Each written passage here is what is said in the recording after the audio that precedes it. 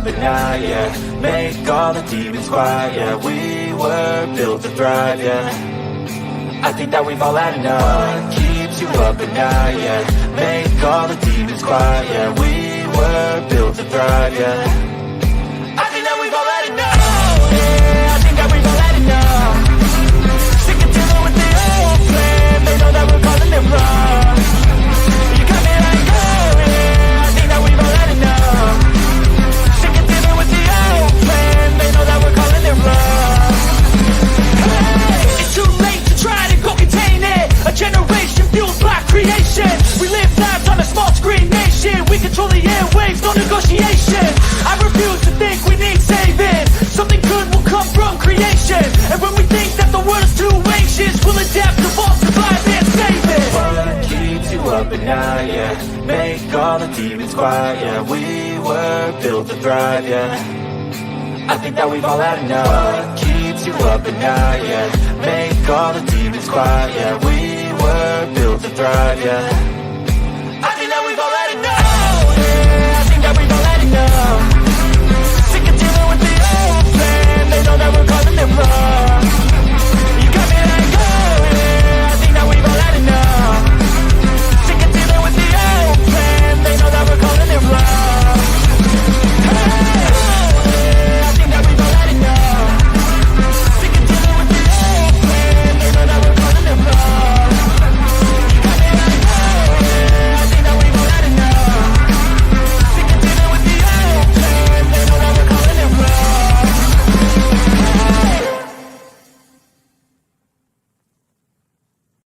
Nobody is coming to save you. Get up. Be your own hero.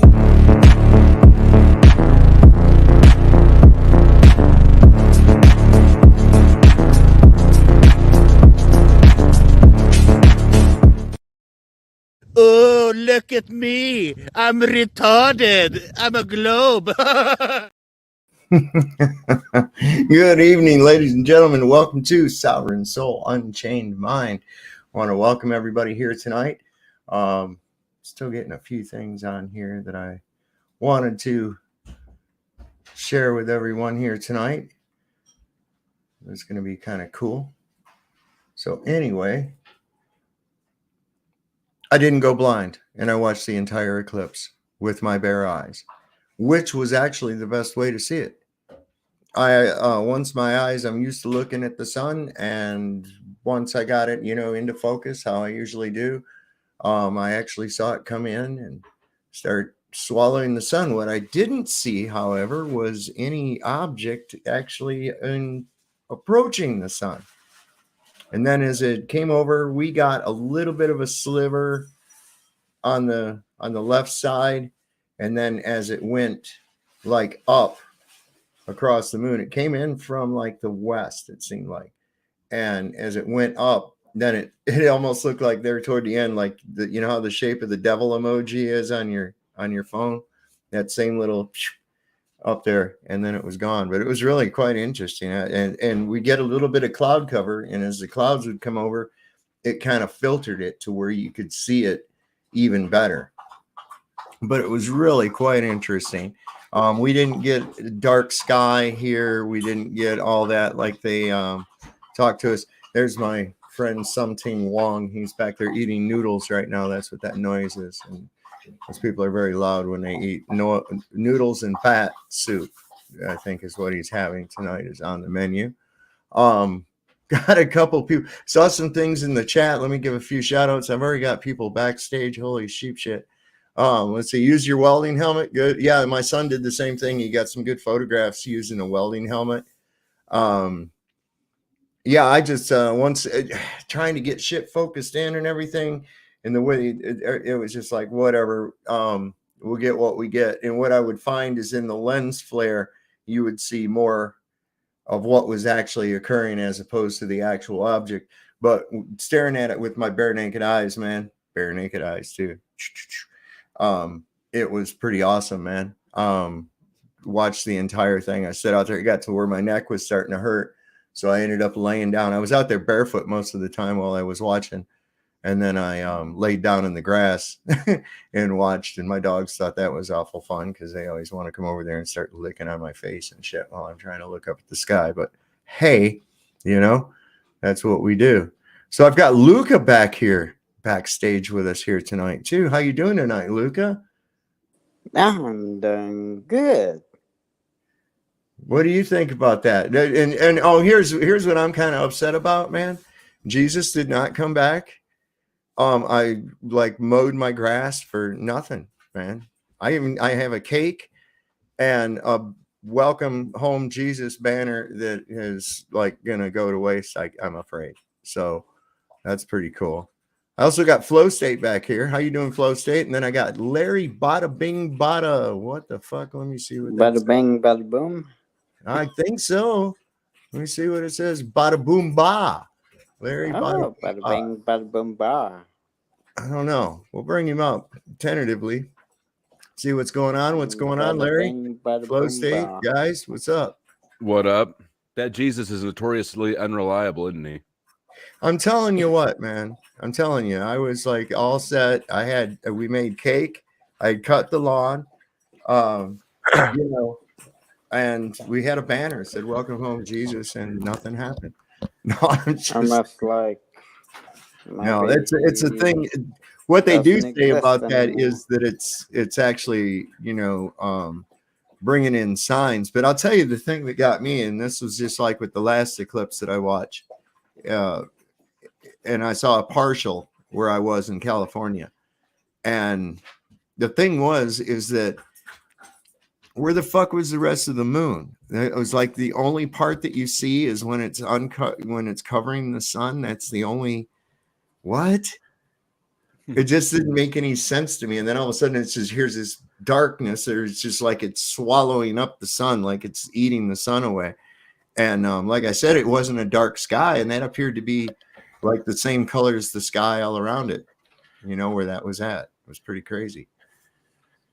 How you doing, Larry? Hey, how's it going?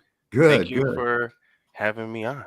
Right on, right on. Did you get to witness the eclipse yourself? I did. I got to witness it. It was fascinating. Who knows what's going on up there? Yeah, it was beautiful. For me, I'm in Illinois, so it got kind of dark, but not like really dark, So yeah, we got more of kind of like a surreal daylight. I don't know how else to describe it. It was still kind of like sunny, but it wasn't, like it was dimmer. It was really kind of weird. But I was so busy just staring at that, and it would be like I was like, oh man, all of a sudden, I mean, we had beautiful clear skies, and then all of a sudden, wham, all these clouds came in. And I was like, oh, that's gonna fuck that up. But what I noticed is as it went behind clouds, you could see it even better. What's up, Flow State? Yeah. Man, I'm just hearing the rest of my girlfriend's burrito bowl before she gets home. Oh, we went to Chipotle.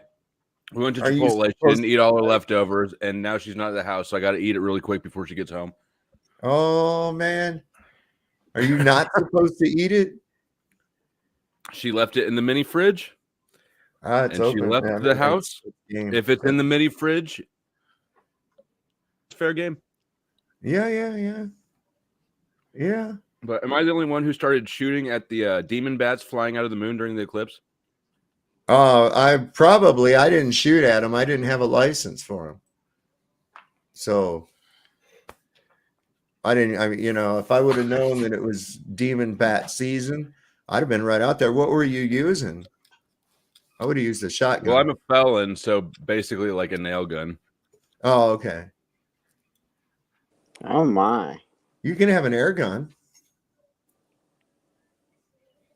Like a BB gun or something? I can have air guns. Never I underestimate the walls up to the air compressor and was shooting at the demon's bats. And then once I started shooting at them, then the eclipse started leaving. So there you go. Then and that was it. How do you know it wasn't my sacrifice? It might have been Jesus, actually, in hindsight. Now that you mentioned Jesus never showed up, I might have been shooting at the wrong thing. That's probably why he didn't show up. It's like they were angels, and you were like, "Oh, I'm gonna shoot this fucking crazy dude down there shooting at us." So yeah, did you see the rest of the moon outside of the sun as it passed in front of it? No. I did Just not. commented why you wouldn't. What's that? Luca just said he's explaining why you you wouldn't. in chat, you know, and out in the studio chat. Can I ask well, a this question? Is a panel discussion. Maybe you could. In the panel chat, yeah. Well, yeah, that's it. Let me see. What do you got? Sunlight and visibility. Yeah, but look, the sunlight is illuminating the earth. This is only a swath being blocked out about 110, 120 miles, which is weird because it was 70 miles last time. That's a heavy duty fucking increase. I'm just saying, you know, that thing's got to be really on a hell of an elliptical orbit for it to be changing that much. But yeah. See, Luca, you're just pulling up shit. Stop blocking up the chat with your fucking chat GPT. Yeah, I didn't mean for that to happen. It's AI bullshit. I'm not interested in what AI. I don't know what's happening. I'm interested in what people actually observed. Yeah, That's what I'm looking at. It doubled my message for some reason. Chat.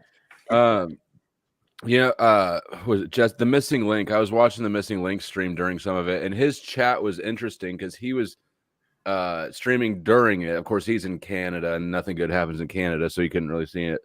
But he had people in chat from all around the globe saying where the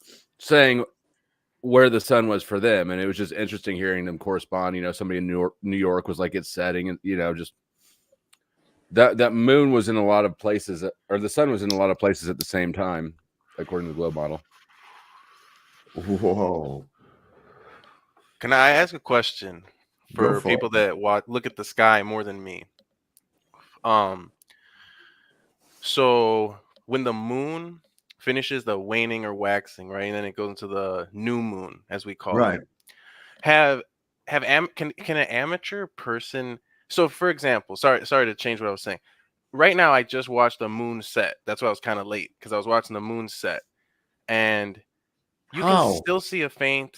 Huh? How much of it was there? It would only be. It's like a little devil horns, you know.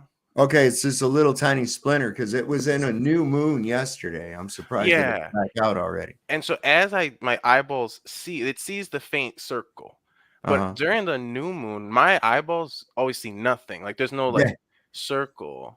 There's nothing. There's no black circle blocking out the sun or blocking. Blocking out the stars. Like if you look out on a starry night during a new moon, you look in the direction of where the moon should be at, and there's nothing blocking a circle of the stars out or anything else like that, or a dark sphere in the sky. It's just like, and from what I'm told, it's not even detectable by infrared. And then that's crazy. And those old books, those old holy books like Enoch and stuff, they talk about portals and stuff. I'm like, where's the moon? Where? And it's so fascinating. It's so crazy. It is. And they say that now, what was this? This thing was Rahu, is what the Babylonians say was what comes around and covers up the sun. Right. They talk about that node stuff, but I haven't looked deep into that stuff. It's hard for me to grasp my head around it, you know. That's one of the Vedic astrology components, right? Rahu and Ketu. Yeah. Because since I've gotten into this stuff, you know, I don't think the moon's a rock. So when I'm like with the lunar eclipse, I'm like, why is the moon turning red? What's that all about? Like, what could be going on there? It trips me out. It's crazy. Well, it's like this. This is exactly what we're talking about right here. If I pull this up.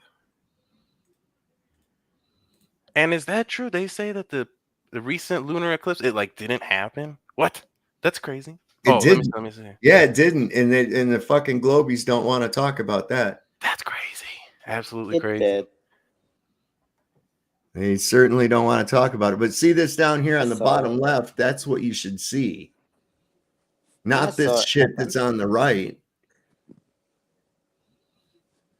I mean, that's only the opposite of, the crescent's the opposite, but that's almost identical to what I saw happening as I stared at the sun. And I'm glad that I'm used to doing that. I'm glad I'm used to staring. I saw videos of the eclipse, so it definitely did happen. Yeah, this one, what, on the lunar eclipse? Not the lunar eclipse, you didn't, because it didn't fucking happen. No, it did. No, it didn't. It did. No, Luca, it did not. 4th or something, I don't know. I don't remember when, but it happened like it was supposed to. It was supposed to. And I forget who they are. There's about 4 or 5 different channels that were trying to live stream it. FE Nation's one of them. FE Nation is famous for being out in the filming the moon.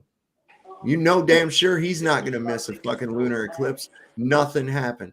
People out in California even get up, try to catch it at the same time. Nothing, man. And nobody talking about that shit whatsoever. They just doing like you. Watch the sky. I just argue about it. Said it happened, so it happened. No. What did you say, Taylor? I don't really watch the sky. I just argue about it a lot. Oh, okay.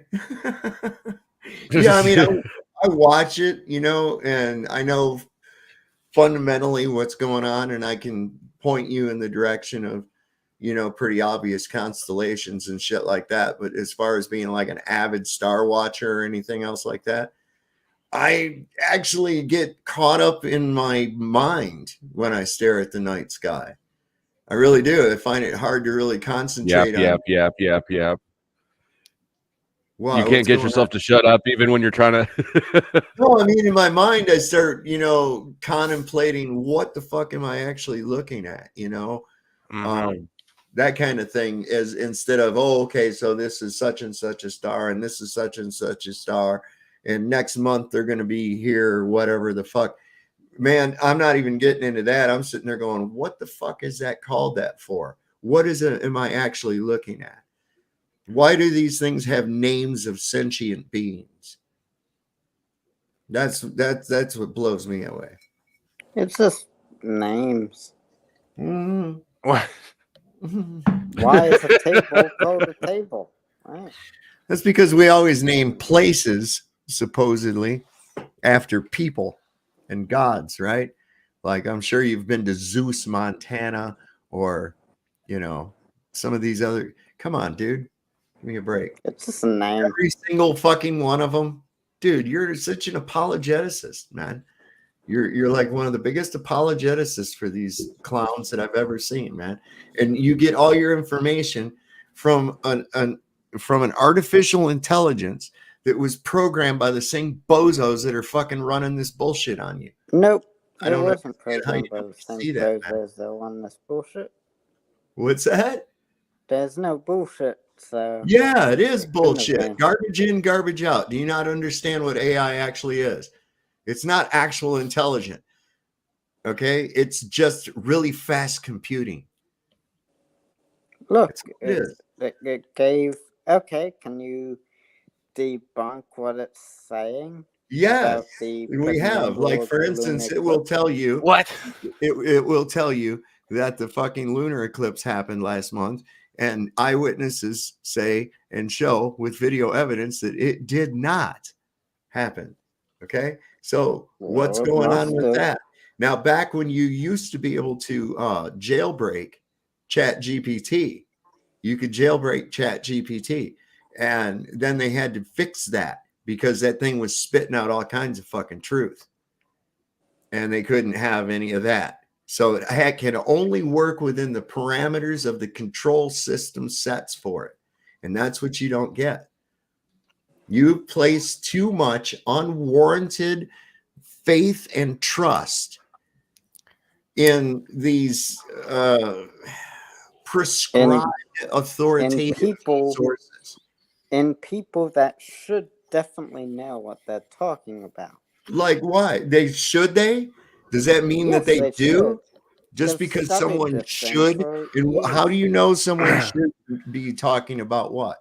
How do you Because know? they have a PhD in it. How do you know that? How do you know they just didn't grab some fucking stooge off the street and say, here, you're a PhD, read this fucking script and we'll pay you a certain amount of money?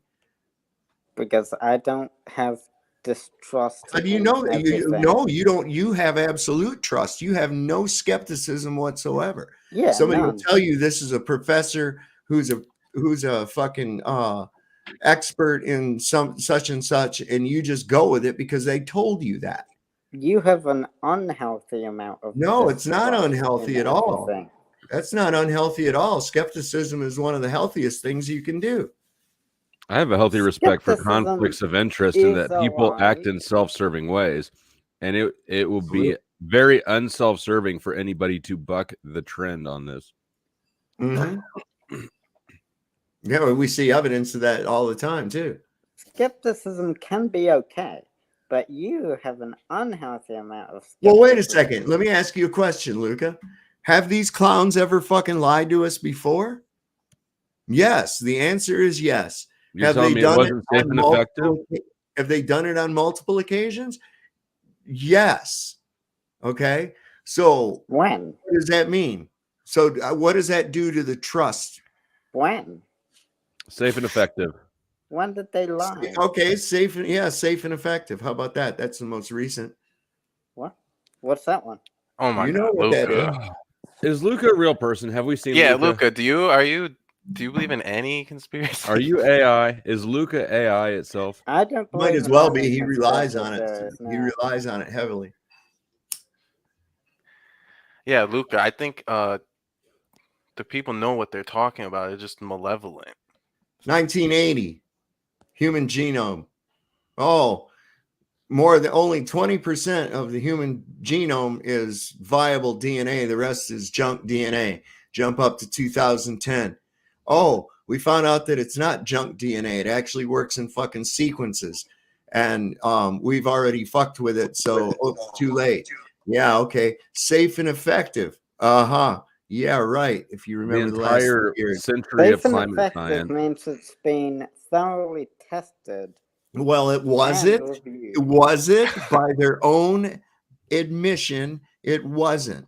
By their own admission, they fucking lied, Luke. I'd like to see that. Well, you ought to start paying attention and get your nose out of the robot's ass. That's what your problem is. What do you think a robot's ass smells like? Electricity. Nothing, because it doesn't have a physical butt. Burned oil. It doesn't Come on, have a Luke. physical butt, so it won't smell like anything. Yes, it would smell like oil. But it's Shit not out. physical. Shit out used batteries, man. I'm still It's not not entirely physical, convinced Luca's so- a real person. Oh, okay. Here's another one. Other one that's on to you? Now another one that doesn't believe that I'm, like a real person. Yeah, that's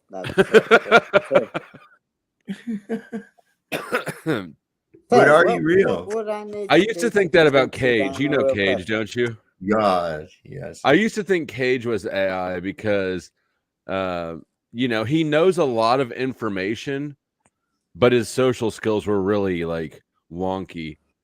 I use AI, so maybe that's why We you're getting know. confused. We know. Yeah, Luca, look at the chat.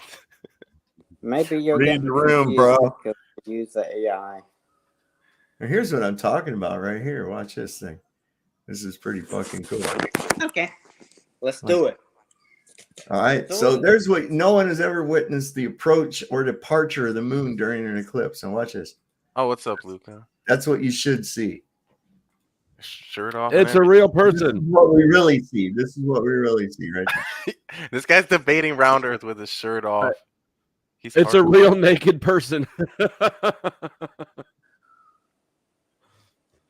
Okay, I stand corrected. All right, you got to put a Real, shirt he on, is bro. naked. Yeah, dude, what is this? And Luca, why are you being naked in front of the open blind? You got to put a shirt on, bro.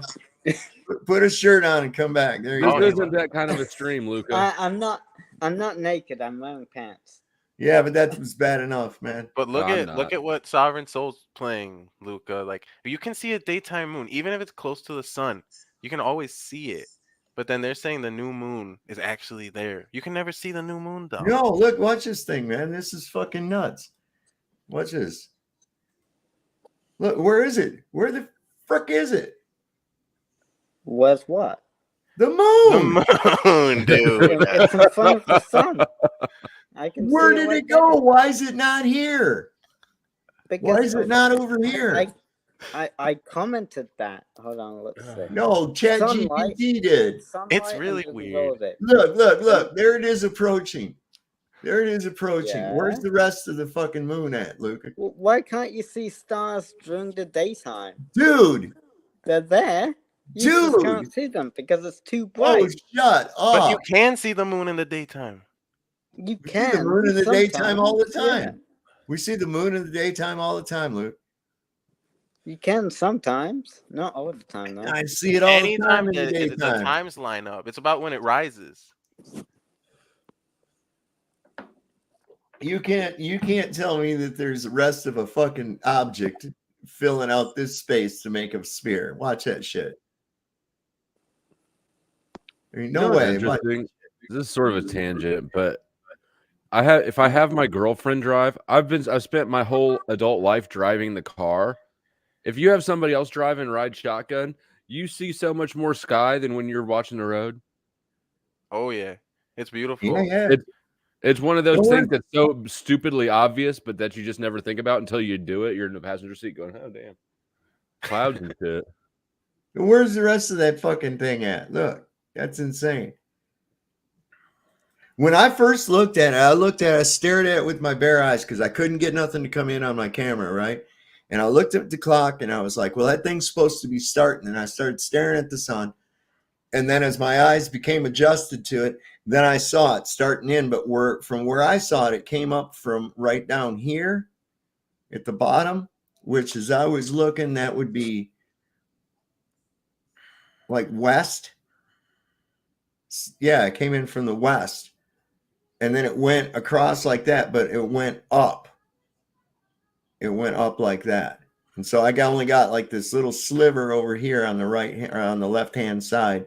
And then up here, this part ended up being cut away right here, like it is right here.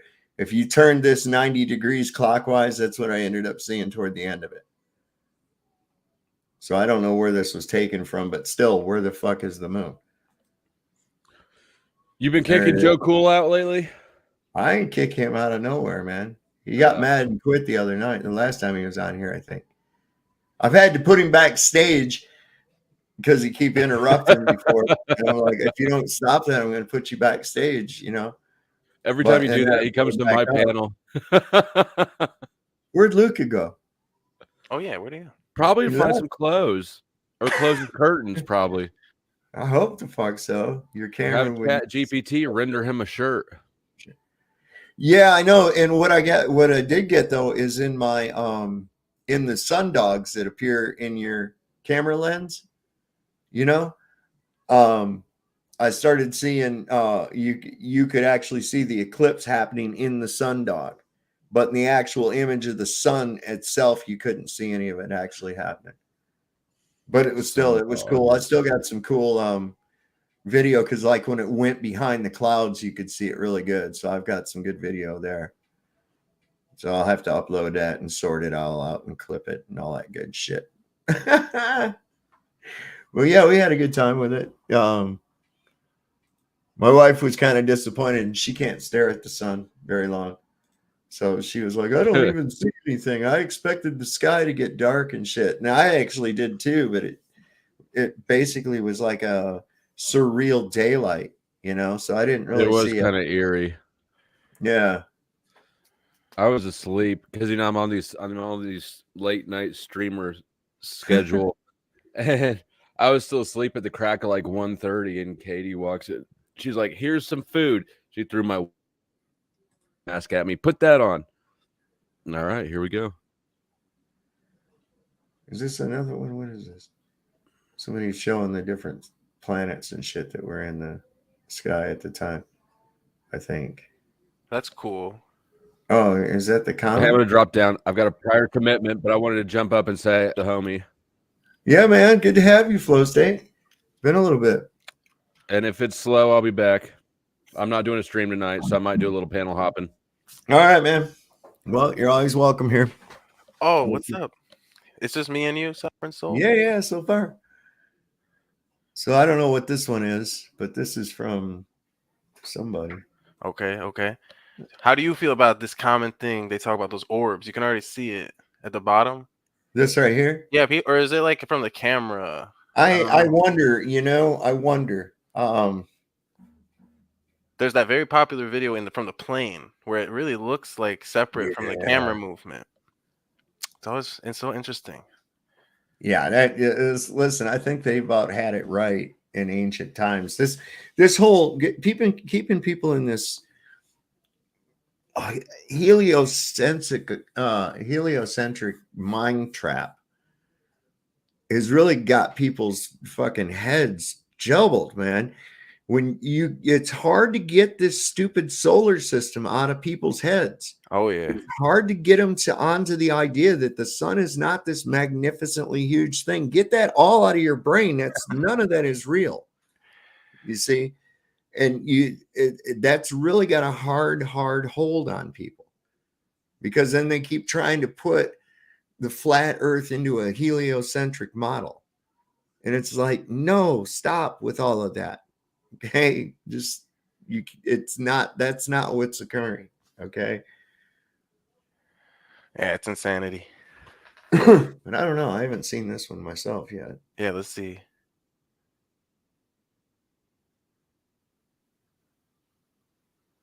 Okay, cool. The planets and stuff. What? Is that an Elon Musk thing? Wow.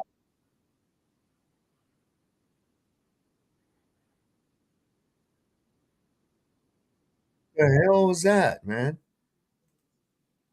Yeah, that was weird looking. Is that comet? Oh, I don't know. I really have no clue. I wasn't able to see it. I haven't seen the comet yet. I might go out and see if I can find it later on tonight. Me neither. I've never seen a comet. I've been into this stuff for about 4 years of. Well, I remember the one. That came around when them people all put on tracksuits and ate poison. What? The Hale-Bopp comet. Those people, the Heaven's Gate people, remember them? Okay, I've heard of Heaven's Gate as a cult before, but anyway. Oh yeah. They all like committed suicide when the comet came over, because they were going to go get on the comet, I guess. Oh wow. Okay. But yeah, and they all wore like the same track suits and tennis shoes, and they were all like laying in their beds. And are these different from meteor showers? Yeah, I don't know what they actually are myself, but the claim by the space people is that it's a huge piece of ice, and that there's pieces of it coming off because of its proximity to the sun, and this is why it's got this tail. And Yeah, that's bullshit. I don't believe any of that. I think that they're actually signs in the heavens to mark events and shit, harbingers, so to speak. Just as a basic question, like when you say, "Oh, I saw a meteor shower versus a comet," do your eyes see different things? Like, well, meteor showers, I've seen those, and those come in and they just streak through, and it's a pretty cool little light show. I have no idea what's occurring there. I know it's not little rocks from space. That's ridiculous. But when a comet actually stays visible, I remember the Hale-Bopp comet. You could see it. It was as bright as a full moon. Wow. And it was, just there it was in the sky. Yeah, I wonder what is that light? Is it like the source of it? Like, and then the moon. See, I never really even thought about how like the moon and the sun, they're like opposites. Like the sun, it like hurts to stare at. The moon, it's more like hypnotizing, and the cool light versus the warm light. It's like I also don't understand light. Like, how do you even make a light bulb or a laser? So I just wonder, like, what is even going on with like, is it a source of light? It I think also that the seems moon. I think the moon is its own source of light, and yeah, I think it's the. I think that's the case, of course, with all the luminaries in the sky. They're not reflecting anything. They're their own sources of light, their own sources of energy. Now, what that actual energy is, how it's created or anything, I don't know. I have yeah, no clue, you know. for sure. um, But if space was real, they day one, people would be like, "Oh, let's just go and double check." I don't believe in any of that stuff. Space. And so sorry if it sounds like I'm like asking you like no, seriously. no, no, that's It's just fine. it's so interesting to think about, and I always Yeah, I mean, talk to it like-minded says. people about it. I mean, we're told in ancient texts and various religious scriptures and things like that that there's signs in the heavens for holidays, for feasts, to mark events. Some say as harbingers and messages that are supposed to be interpreted by astrologers. And unfortunately, people don't pay any attention to astrologers. And a lot of people, even in astrology, are still under the idea that these um, luminaries are great distances away and all this other nonsense. And they're not.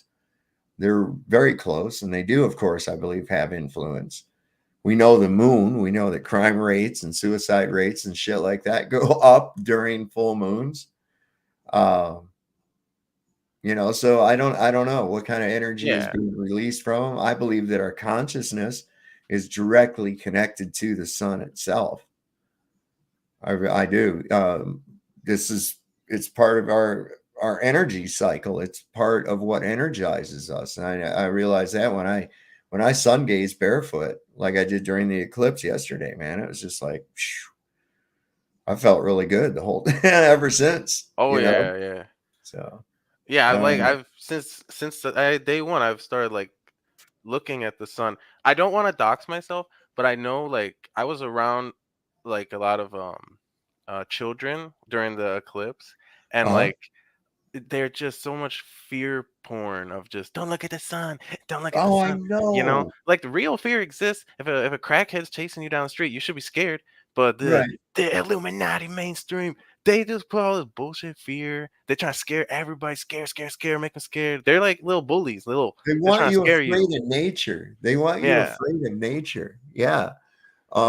I agree. That's what it is right there. Oh, don't look at the sun. It's your enemy. Block the sun from your skin. Use this chemical and all this other shit. Right. Oh my Um, God. let's spray stuff in the sky so we can block out this sun. Why are they wanting?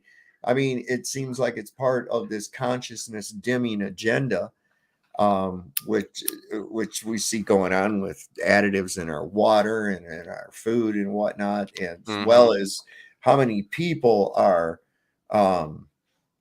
having to run to the pharmacy every fucking month to get their prescription filled. So many are having to do that there's a whole industry around mail order prescriptions. I Jeez. remember my dad would get this fucking sack full of all these pills every month come in the mail. And I'm like, holy shit, man, what is it? And then I started looking into it and I'm like, why have they got you on this? We started getting you off a bunch of it, man. Yeah. But I mean, it was insane. And they try to push this as normal. There was a movie came out a few years back where it's a bunch of older actors like Morgan Freeman and some of these guys that are older now, and they all were getting together for one last big hurrah in Vegas, right? Okay. And they're all talking on the phone to one another, and each one of them, in every scene of them on the phone, they've got a little tray, or the one guy's by his medicine cabinet with their fucking pills.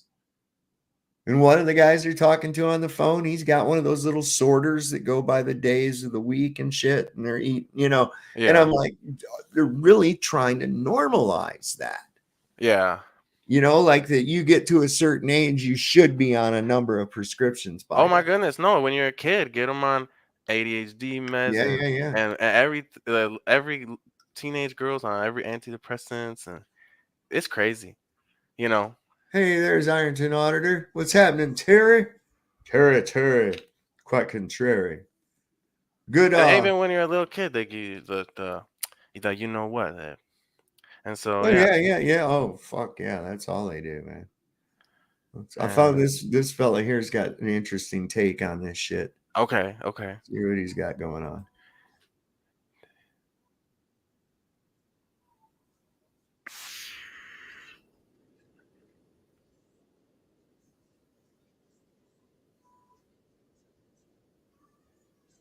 Oh wait, dude, I can't hear it. I was like kind of tripping out, just staring.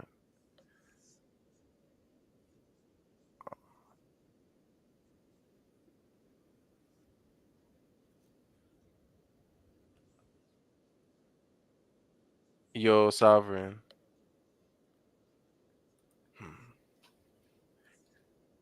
Wow.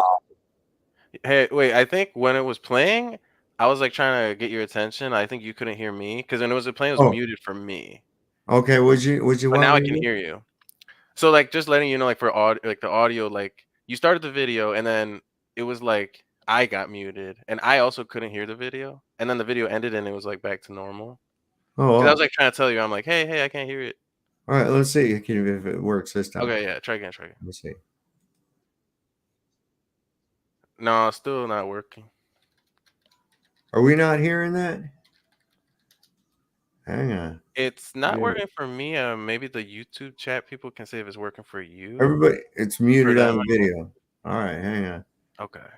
I got also share video. Okay, audio. All right, so that's what we want right there. Oh, I know why, because I was doing a screen share probably. What the Bible says? It talks about the sun being.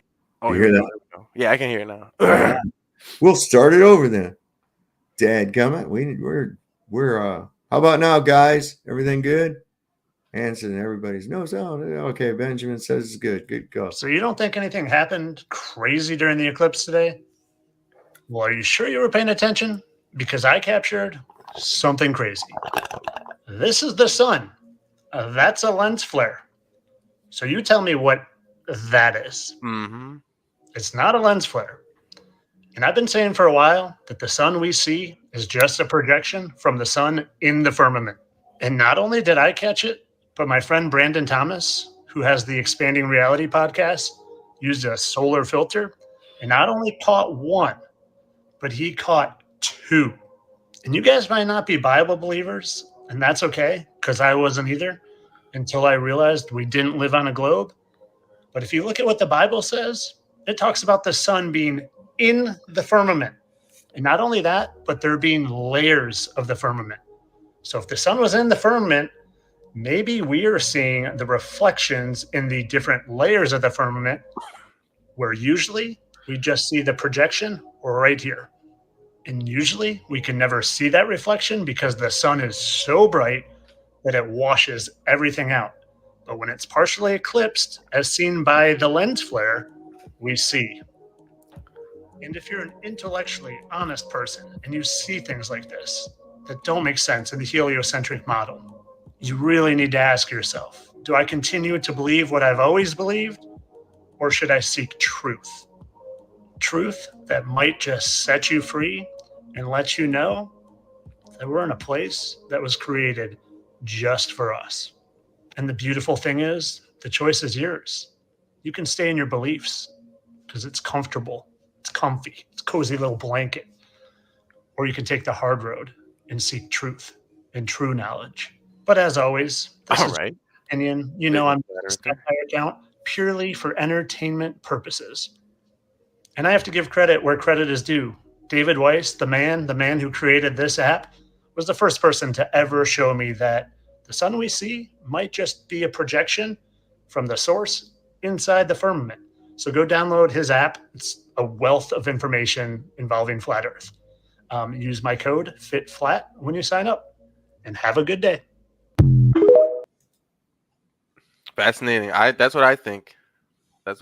But I would want to, double check first. There's always, you can take from the the angle of like going with the ancients I look I today, or saw the same thing. I saw the same thing in 2017. I have to get the photographs off of a broken computer. I just haven't gotten around to doing it. And the thing about it too, I saw those same things and I was like, what are these fucking crescent things that I'm seeing? Right. And they seem to be lined up. And as I zoomed in on them, they almost looked digital somehow. I mean, it was really weird. It almost looked like it was something digital. This is really weird. I don't even know how to explain this thing. Okay. But somebody caught this. Oh my God. I cannot believe I'm getting this on video. Bitch, I told you. What? What is I'm this? about to release this shit though. I'm not trying to have somebody follow me. Bro, what in the hell? Hang on, there's a third one.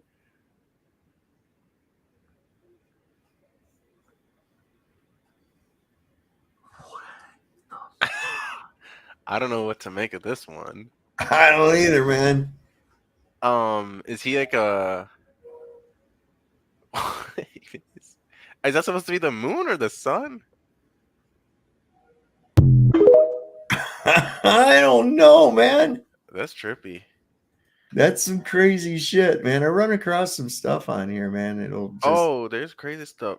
Have you ever seen that video? It could be completely fake. I have no clue. But it's these guys, they're supposedly in Antarctica and they filmed this like weird orb in the sky. Where was this at? Supposedly in Antarctica. This video could be completely fake and bullshit. Like, I'll try to find it real quick. All right. But yeah, you can keep playing videos and stuff. You have like awesome videos. Like, these are crazy. Cool. This is something a lot of people are talking about too. Back up. What's that? What is that?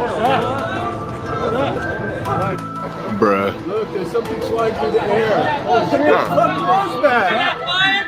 What the fuck was that? Yo, what the fuck? Aliens! Yo. Back up. What do y'all reckon the fuck that was? UFO? There's a couple people got that thing, but then it didn't come out into the clear air, into the clear sky. You followed it on its trajectory and it was not there. Can I post the thing? Also, please keep posting your videos. Like, I don't want to take over. Just go ahead and you go to present down there and it'll pop up on screen. Or down here backstage for me and I can bring it up. So I click present, it says share screen, video files, slides. I also posted it in the private chat. The link. It's timestamped. Okay. Let me see. Do you want to do that one? I'm like, whoa. So confused. Okay, hold up a second here. Whoop, whoop, whoop. We don't want to do that. What are we doing here? All right. Crazy. What the fuck is this little spray thing? Squeaky clean. Something. Okay. I'm going to stop that screen. I'm going to present this screen. So this is weird. Yeah, so it's not, that's like not, if you press play, it'll start. And it's like a It's trippy, like who knows what it is. And get your feedback. So watch and let us know what you think.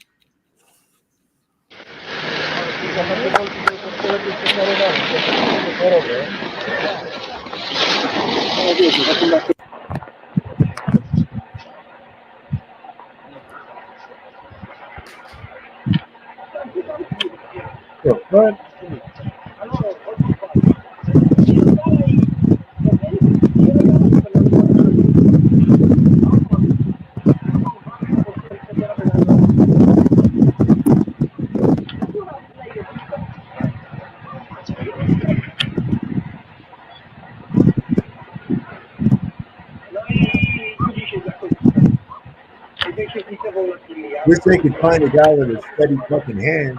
I know. That's why maybe this is fake and they're trying to give off that horror movie vibe. It's pretty weird though. I think David Weiss was talking about this one time. And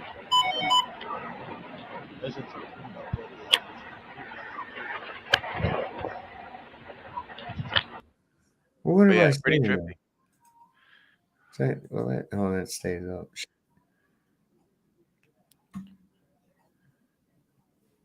Oh, look at here. Beast is with us. What's up, Best? What's up, Beast? Beast to the east, baby. Beast to the east. Okay. What's going on, bro? What's up, man? I'm not dead. Well, how do you know? Fuck. I guess you're right, man. I might be dead. Yeah, you could be, right? I think, yeah, we might all just be dead. We're just like marching around, carrying on as if nothing ever happened. I don't know. I had a cake. I mowed my grass, had a welcome home Jesus banner up, and nothing happened, man. You didn't get raptured, man? I did not get raptured. I did not.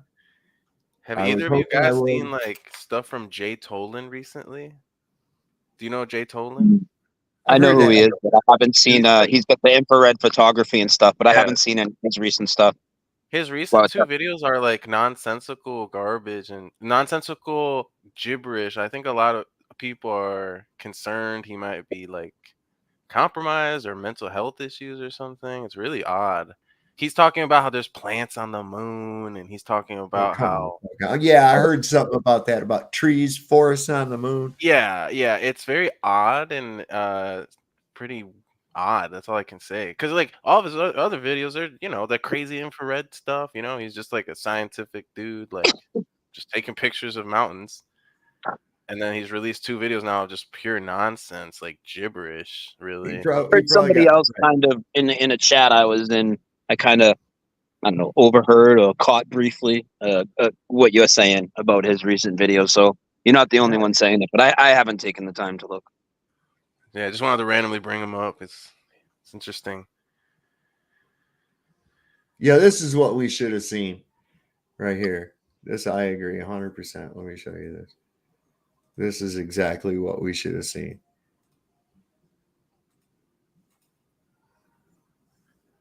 Yeah. Right? And you should have seen the moon travel on past the sun too, but we didn't see any of that shit. I didn't.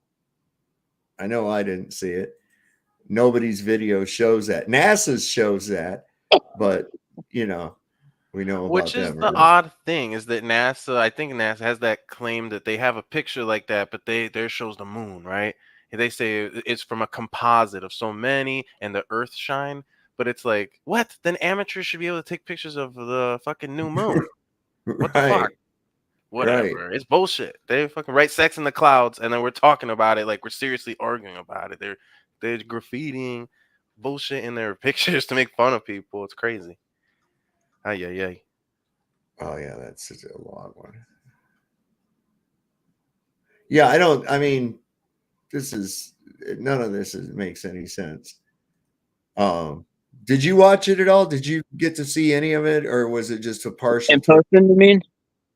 Yeah, Brian. Well, it happened here at like 3:12 in the afternoon, and I had to work at 4, so I just headed to work early and got some lunch and sat outside. And when it was going on, it was not really a big deal though. Oh. Did you stare at the sun at all? I did a little bit, and then one of the people here came by with some of those glasses, and I took a look through that. So I saw what that looked like for 30 seconds or something, and that was pretty much it. Then you had to go on and do Five Guys. No, only 4 on Mondays. Oh, okay, all right. I couldn't believe you. Dude, that was so funny because you knew you'd fucking stepped in it. You knew you stepped into it. Yeah, I had that coming. I was like, yes. Oh my God, it was just laid up there nice. It was like a lobbed in pitch. Bam. I'm at work right now. No shit. Yeah, I'm on break, and I ate my food really fast, so I'm like, I'll jump on Dave's stream and say hi, break up my night a little bit. Spencer Home asks, are there any latest Mandelas? Not for me. I'd have to think about it. But what the newest ones are. You know me, I'm not all about the new ones. I'm more with like the big ones, you know? Like I'm sure there's a lot of newer, smaller ones that I haven't really paid much attention to, but anything like groundbreaking that's new, I don't know right now. No, there's people all the time uncovering different ones here and there, but yeah, I'm with you on that. Those big ones that, you know, there's just no denying it. You know, this is shit that we remember embedded in our heads, that nobody in this world is going to be able to tell you it was never like that, because, you know, I get that same response when you use one of those, you know, like Ed McMahon or the Fruit of the Loom or Berenstein Bears, man, and people go, fuck you. Yeah. I know. And they'll be all you immediately tell you an anchor memory. Immediately. Yep. You know. Bro, I got no, never mind, no time. I don't have any fucking respect anymore for people that deny this still. I don't care. Whatever. It is what it is. I don't need them. They're in the rearview mirror, all of them. Right. Yeah, I'm here to figure out what reality is. No holds barred. Yeah, I'm like, I don't care. You know, I see it. That's good enough for me. You know, I love it. And there's a lot of people that see it, and they know it's there. I know it's real. I'm not nuts. We're not nuts when it comes to this shit. So fuck them. Yeah, Stouffer's right. 4Jack crafts stovetop stuffing. That's Hey, man, if physical matter can not only change instantaneously, but also retroactively all the way back throughout time to its origin point, that's a fucking big deal for me. That's highly interesting. So, yeah. I don't get off why people want to deny it. Like, just say, yeah, there's something going on for sure, but you know, it's not my favorite thing, or blah blah blah blah blah. But it's always, oh no, that's a psyop. There's nothing going on. It's like, wow, talk about getting gaslit by people. And how much has happened that we just took the download on and don't even realize? Yeah, and then how about all the changes I just don't know because those aren't things that I'm into. You know what I mean? Like when people just said, what are the new changes? There's probably 1,000 in the last month, but they're probably in the Bible or in some old literature or in some type of TV shows that I don't watch or kids' cartoons, video games, all this stuff's changing, you know? Exactly. No one's perfect. There's probably stuff I'm falling for, like I'm flawed. And this flat earth stuff and all this conspiracy stuff, it makes me more aware, more like, hey, I gotta watch out for that stuff. Here's Michelle's how many flip-flop. What, on flat earth? No, on Mandela, there's certain effects that flip-flop back and forth. Oh. Well, for me, Apollo 13's the granddaddy of them all, as far as that goes. Nothing's even close. Flip-flops where it changed. So what's the story? I haven't heard it. Like, what's the Mandela? So Apollo 13, the movie with Tom Hanks, right? Oh, and the famous quote, Houston, we have a problem. That got Mandela affected, and all the movies changed to Houston, we've had a problem. But after it changed, and people talked about it and made videos on it, and disinformation articles came out to say, oh, you're all just misquoting it, then it changed back to the original. Dude, that's crazy. Yeah. Totally. Yeah. Nuts, man. Yeah, that's crazy. This Mr. T, and it seems like things that they're connected to change, you know? Like, so you got the A team. Was that on a stream you and I did? There was somebody came on there and told us that they know Mr. T, and Mr. T is actually that was that girl Beverly, yeah. The one that calls you Big Daddy. She used to date Mr. T. But she says that Mr. T had a vagina, so I don't know what she was doing with Mr. T. Oh my God. Yeah, the T is for testosterone, Joe. Yeah, man. I don't know. Now the A-team thing has changed their van. But my boss with that, he brought up something about the A-team. I said, oh, A-team. What color is the van? He said, oh, is it the Mandela effect here or something? I said, what color is the van? He said, all black with a red stripe. I said, you better check again, buddy. I mean, it's almost trying to make itself obvious. you know? Yeah. I mean, the silver leg on C-3PO should have been, to me, very obvious, but I couldn't believe how many people say, oh, no, that's because it got blowed off in a battle and they replaced it. And I'm like, no, man, the very first scene. Okay. Yep. I think planets in the Bible is a good one. I'd like to talk about that. That's one of my favorites. The fact that people just ignore there's any changes and now there's planets in the Bible. I mean, planets wasn't in the Bible. It was in one version that the Catholics tried to beat them to the press with in 1610, where they used that. And they were trying to get ahead of the King James coming out. Yeah, well, it's in the King James. Wow. Well, that What's settles up, it. bro? Man. Good, man. That settles it. You know, it's interesting. There's a lot of people that are very religious, spiritual, et cetera, but they believe in space. They probably have never even heard of we can see too far and stuff, right? But they believe in space, but they firmly just believe that there's no aliens. You know, there's a lot of people that they're kind of in that headspace, you know.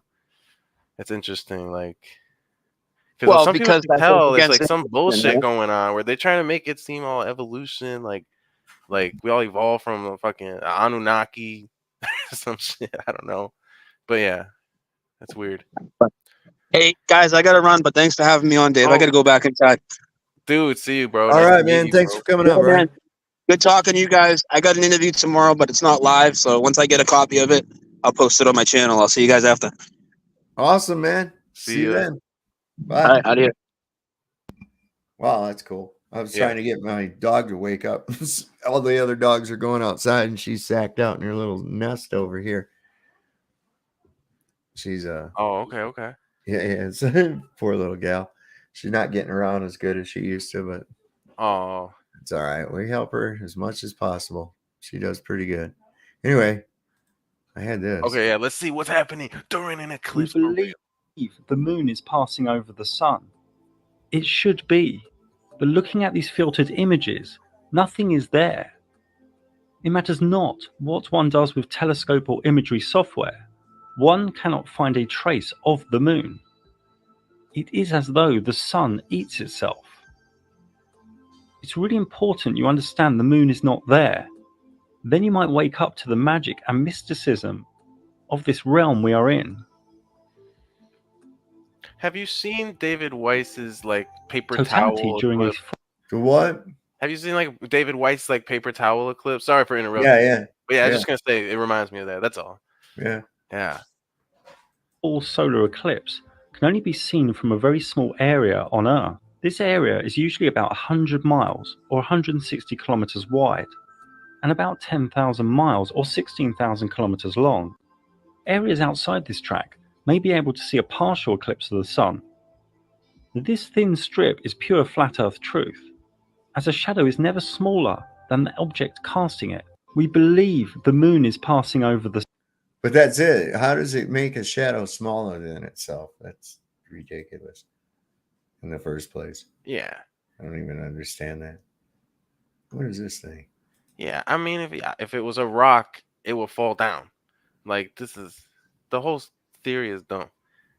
Like the Big Bang did not happen. There's no space, a solar system. Right. Well, the whole idea of a Big Bang is really kind of ridiculous, anyways. I mean, it's like, it's just, if you understand the Jesuits' role and this heliocentric model, then you understand what's really going on. Okay. I gotta clip this. This is our favorite guy. Hang on, I gotta bring this up. Sorry. You like that guy? I've seen this before. This guy, he's like, I'm not missing that dedication in Jerusalem. Without the airplane that we have that I bought from Tyler Perry, and I didn't pay anywhere. And Tyler's one of the greatest guys. He made that airplane so cheap for me, I couldn't help but buy it. Look at that fucking demon. Look at the dude. He's my question then, what, okay. God. Anyway, I'm sorry. I had to bring out. What was I talking about? I don't know. That was tricky. Yeah, that guy is he's scary looking. What was The this Big thing Bang. here? So I've heard you talk to people. I love listening to you debate Sovereign Soul. So because I think you understand a lot of these instruments way better than me. What are these nerdy scientists claiming they measured with the cosmic microwave background radiation? And that tells us that in the past everything was like a little ball and then all together in a little point. It's a story. So it's a story. I mean, how in the fuck would they know where this whatever signal they're getting is actually coming from? What it is, what caused it, any of that. It's all just fucking theoretical nonsense. It's all, yeah. Did you see this where Mount Etna was putting out smoke rings? No, this guy's owner Mount. He's showing off. That's cool. Look at that. You're showing off, man. The top one is so clear. It looks like this one right up here, when yeah. a dolphin or whatever does it in the water. That's pretty crazy. Who would have thunk, huh? What's going on, Moonbounce? Sup? With wood in space. Did you holy cow, Fabio, have some water? Is that Fabio or is that Moon? Is that Pino? Who's back there? Yeah, that's Fabio. He's got to come in here and have big old glurps of water. That's what he does. Let's see. It's captured Falcon 9X. When was this out? April 6th. Nobody cares. Anyway. So did you watch the eclipse, Moonbounce? I've seen a partial. Just the tip. Just the tip? We've heard that before. Yep. Yeah, I got to see about 90% totality and didn't show up much good on. I'm going to review my video and see if I can cut out any good parts. But what I saw with my naked eye was spectacular. Yeah, I tried that naked eye thing, and all I seen when I shut my eyes was like a big green dot, and black and red and yellow. You gotta get your eyes used to it. Just persevere through it and keep looking. And it only takes a second because you'll want to wince away. But go ahead and squint your eyes a little bit and get yourself used to it. And then as you're looking at it, what happens for me is I see this like oscillating ring going around like this, around the outside edge. And then it's almost like a bluish white in the middle, and it's kind of like pulsating. I don't know. It's pretty cool. I don't know, but what was really cool to me is if you did, like if I look down and to the right, it's like you could see another picture of it in the sky. And like what you were talking about earlier, some people call that a name or something for it, but it's like instead of looking at the actual where I think the sun would be, I'd look down and to the right and I could see another picture of it or another whatever it is, a view of it where I wouldn't have to squint or nothing. You could actually see it. Yeah. When the clouds came over, you could. The only drawback to that for me is because I was already looking at it through clear sky, and then all of a sudden, all these clouds showed up, and then it would go behind the cloud, and if it was too thick, I couldn't see it at all. But most of the time, I could see it on through the cloud. And then when it would come back out from behind the cloud, then I'd have to, whoa, and then my eyes would quickly adjust back to it. But I'm used to looking at the sun, too.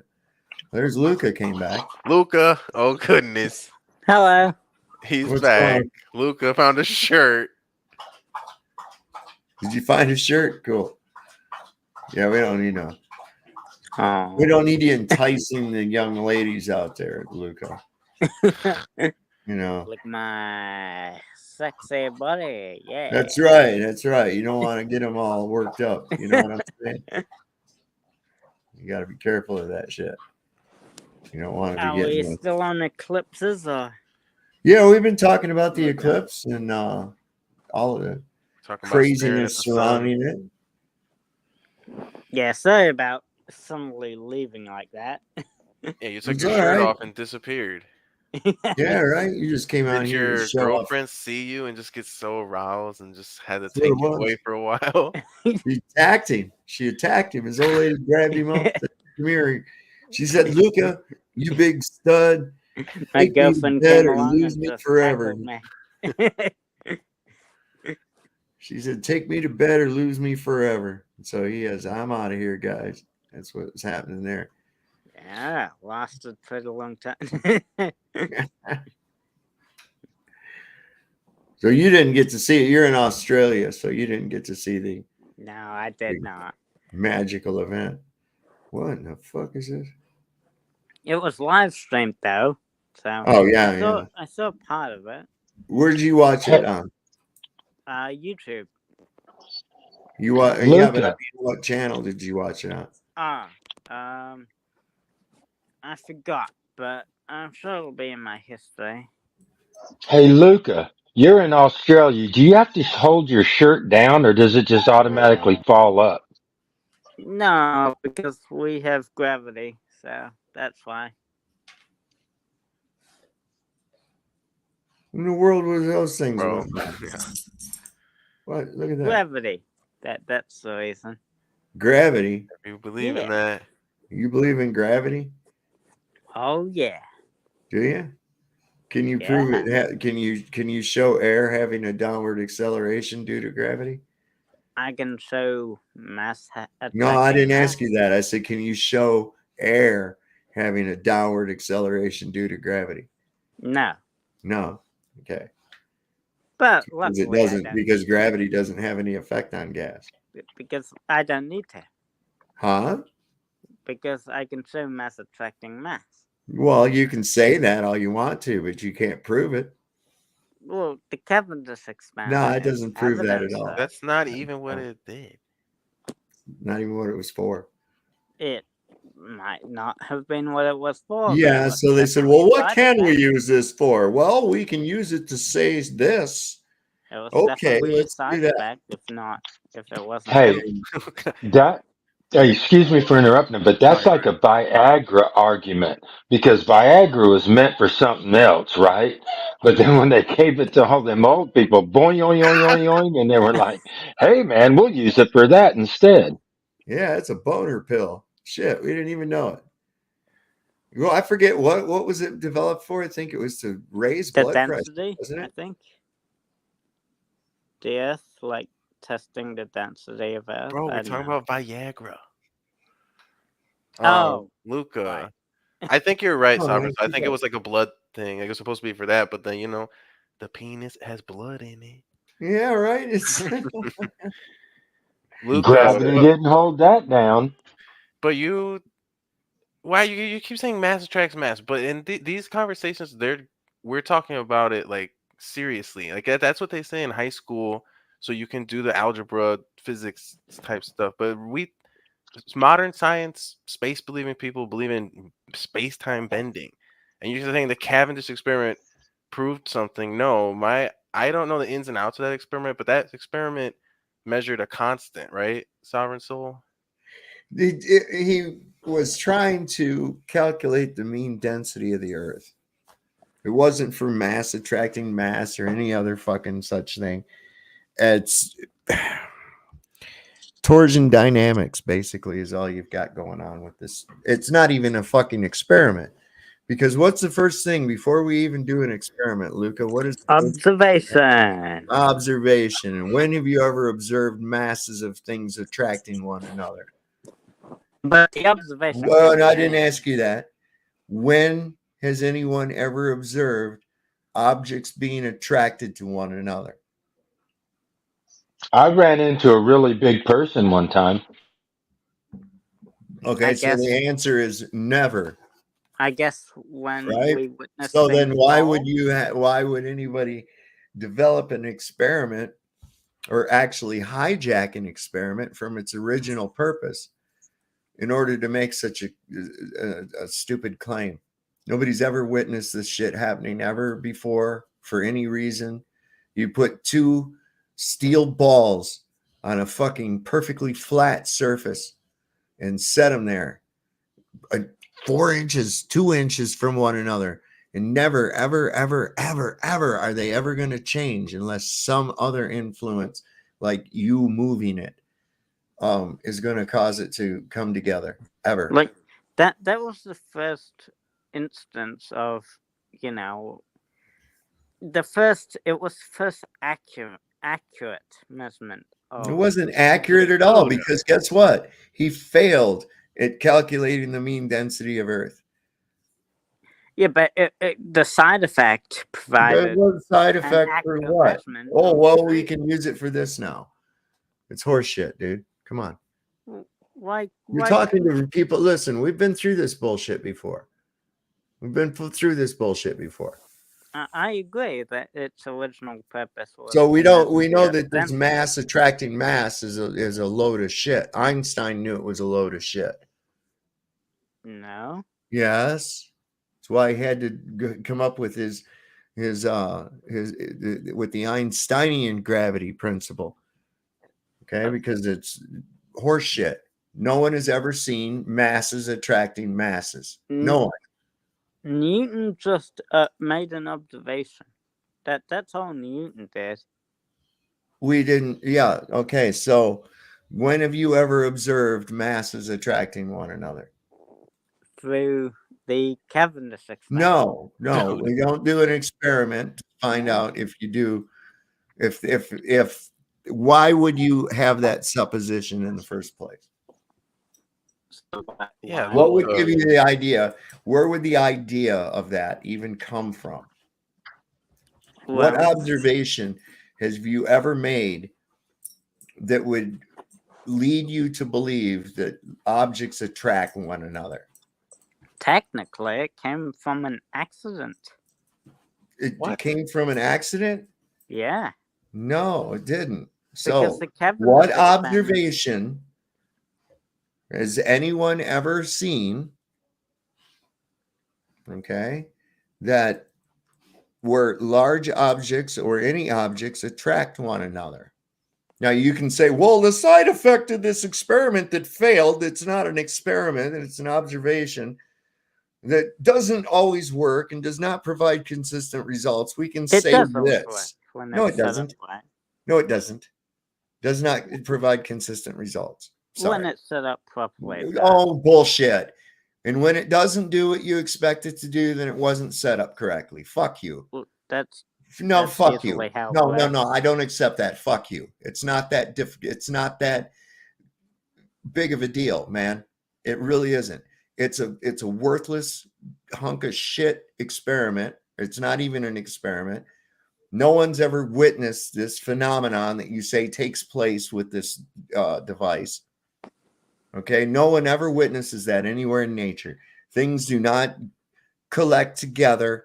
Objects do not attract one another. We never see this happen for any reason whatsoever. So why would you even postulate such a thing? Because without it, you can't have your nonsensical spaceship Earth. That's why. Yeah, the apple, that was a metaphor, OTW. That was a metaphor. Think about that. The apple, the lie, the deceit. Absolutely. I won't. You fools are out there so fucking desperate these days trying to claim level is curved. In fact, I mean, that's just some of the most ridiculous shit I ever heard in my life. Newton himself made it up.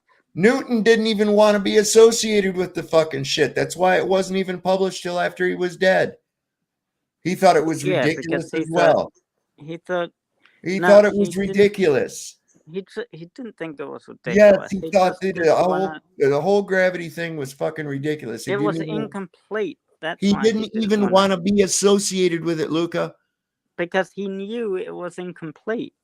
Because it was horseshit, that's why.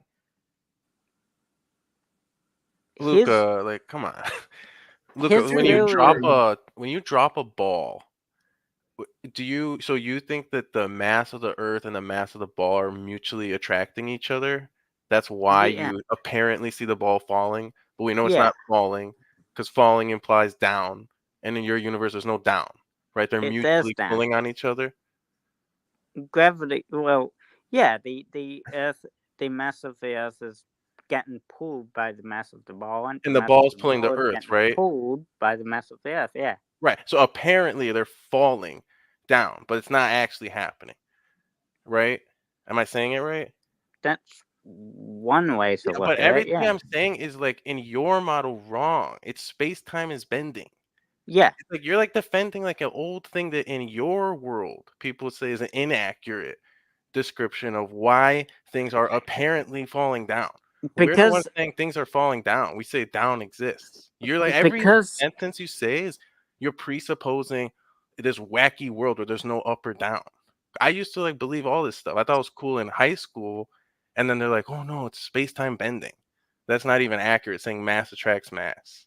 So I don't understand. And then you keep bringing up the Cavendish experiment. That's not what the fuck. That doesn't prove mass attracts mass. That's like not true. I don't why know. doesn't it? Because measures it doesn't. some It's just a constant. stupid story somebody fucking made up. But the ones we have today definitely do. What ones of what? The Cavendish experiment. No, it's not an experiment. First of all, when have you ever observed masses attracting each other? So what, the Earth and shit is all a Cavendish experiment? Nobody's ever fucking witnessed any objects attracting one another unless they're magnetic. Come on. So what's causing the pull? We don't. There is I no don't pull. know. Some people like what pull? argue. Wait. What pull? There's no pull. Yeah. The fuck are you talking about? Pull. The two metal balls are getting pulled by each other. They're not being pulled. But isn't there a there'd magnetic? be a force. You know, What's the you're force leaving out then? the magnetic part of it. You know. and here's another thing. I would say, you know, excuse me for intervening because the conversation actually interested and piqued my curiosity, and I figured, explain to me where theory has become fact. Okay, because this still boggles my mind. We're talking about something that has not been proven fact yet, still considered a theory. So if you know what a theory is, then you would realize really quickly that gravity is not something that is actually tangible, and it has not been proven up until yet lately. Nothing. We have nothing. It is still a unproven theory. What is a theory? The gravity thing. It's an unproven theory. Can you define theory? All right. Okay, now I have to bring gravity. Hey, Google, define theory. Gravity. Here's Gravity the definition is of the theory. A supposition or a system of ideas intended to explain something, especially one based on general principles independent of the thing to be explained. Right. Okay. Intended to explain. It's like the possible explanation for a phenomenon. Right. That's one of So them. gravity's explanation for a phenomenon. Possible. This is it doesn't mean this it's is it. fact. Hey, OTW, this is the deal. They've named it gravity. They've named it gravity. That's the theory. Density Now and everybody's fighting over. anybody Yeah, who but has everybody. Yeah. Everybody's bit of fighting over what gravity means now. They're fighting over what gravity means. They've already named it gravity. It's a theory. Now they're fighting over what it actually means, whether it's mass attracting mass, whether it's buoyancy, density. What is it actually? But the theory is they put a word to it. It's gravity. Now it's defined gravity. It's real simple. Gravitas, weight. All right. What is weight? Weight is the relative density of an object within a given medium. Change the medium, change the weight. There it is. Weight uses gravity. No, there's no such thing as gravity. No. Well, weight uses weight? Yes. Weight equals What is weight? What is weight? how heavy an object is. Right. How is that determined? By By density. gravity. With a No, not scale, by gravity, bro. because if I Density, change man. With the scale. What are you talking about? Hold on. Okay. It's, to get the weight, it's mass times gravity. How do you get the mass? If I ask you for the weight of a ball, or what would it? Dude, it's with a scale. He asked you, how do you find it? No, it's I'm going to put it this way. All right. So you have an iron anvil. It weighs 250 pounds. Okay. Okay. You take it out of you pick it up and you put it into a tub of mercury. Now, how much does it weigh? It still weighs the same. No, it doesn't, because it's floating. You can manipulate it. You can move it around with one finger. In fact, it's almost hard. You have to really force it to go under the mercury. So what I've done is I've actually, the weight of an object is nothing more than the relative density of an object within a given medium. Right. If the medium changes, what's that? Funny enough, the mercury is actually liquid, right? And you're putting something solid inside the liquid, and it's floating, which makes the liquid more dense than the actual metal anvil itself. So that's why the anvil is staying to the surface, just like air comes back from the underneath water, just like a fucking boat floats on top of water, and it will most likely.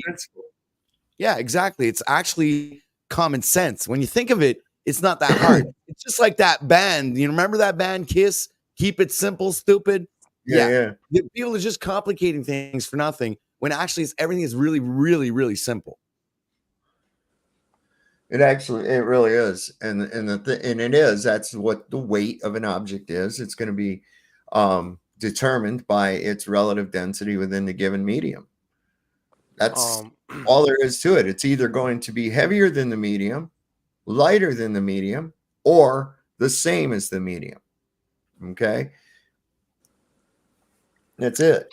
Right. So all I know is keeping it simple, like OTW says, is like that's the catch, because you can keep it simple on, well, the Earth is just rotating.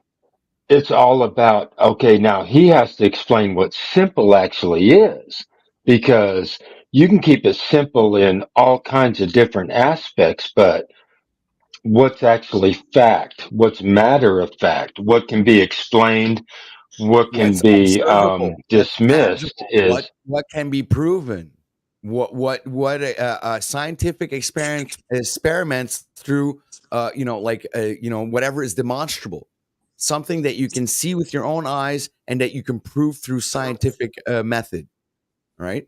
That's science. Its density is less than mercury, so there you go. Luca, what were you saying about? You said you need gravity for weight or something. That's why we kept on going on, and we were talking about that mercury thing. What were you saying originally? It's mass times gravity equals weight. What is gravity? How do you multiply something by gravity? Oh my God! Yeah, what he said. Okay. Right. What's the equation for gravity? Would it help if I said mass times acceleration? Dude, that's not the same but that's equation. in the Now air. You're talking about the theory of relativity. It's not the same thing. No, the I know what he's saying. Relativity is why things appear to be attracted by each other. Like, it explains why things appear to attract to each other. They don't. Like Nothing appears to attract to anything. We What are see you mass talking about? attracting mass. No, we never mass see that. Nobody ever sees that. gets No one attracted. ever sees that happen. Mass apparently No, gets it doesn't. attracted by mass. Then why because of the bending of space-time? does air have mass? Yes. Then demonstrate it having a downward acceleration due to gravity. That's why the boat crashed Cavendish into the bridge, experiment. Sovereign. That's it. We explain. It's gravity. The boat, the No. fucking bridge attracted the boat, and the boat was like it was so. The attraction was so great. The gravity was so strong that the captain of the ship couldn't navigate it, and it just crashed right into that Baltimore bridge. And that's gravity. No. There, we just explained it. You guys blew my mind. I yield. Wait. Have Luca describe and give a thing on apparently, because he goes, apparently. Have him describe what apparently means.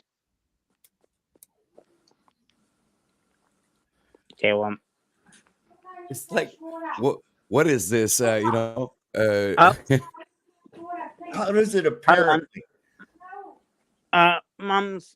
Mom's calling me. I've got to go. All right, That's, Luca. that's Peace, not an man. excuse, by the way. Mom's literally calling me, so. All right, bro. I'll come in a bit later. Peace, You're Luca. still on. So bye.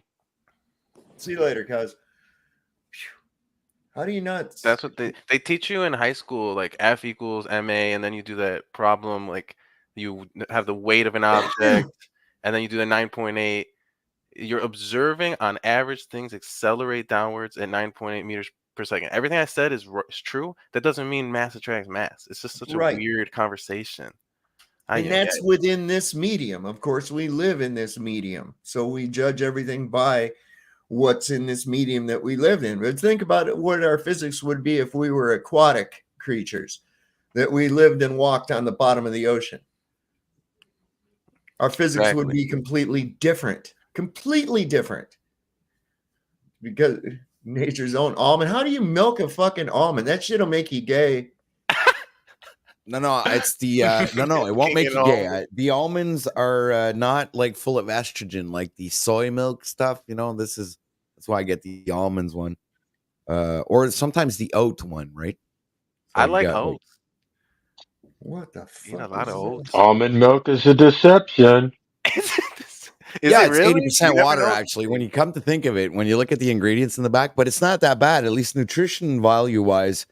There's not too many chemicals. It's pretty natural product here. Yeah, but it's still The 80% FDA water. says. The FDA. I have a question. All right. Talking about things falling down. Okay, so the flat Earth. I personally don't fully get this. Like when Witsit is talking, Witsit and stuff. When they're talking about things falling down because of the charge, or I'm sure you get what I'm getting at. Like, how would you say, like, how people describe with displacement and stuff? Right. Well, okay. So, the way I look at it's this way: it's all buoyancy and density, and the electrostatics sets the condition.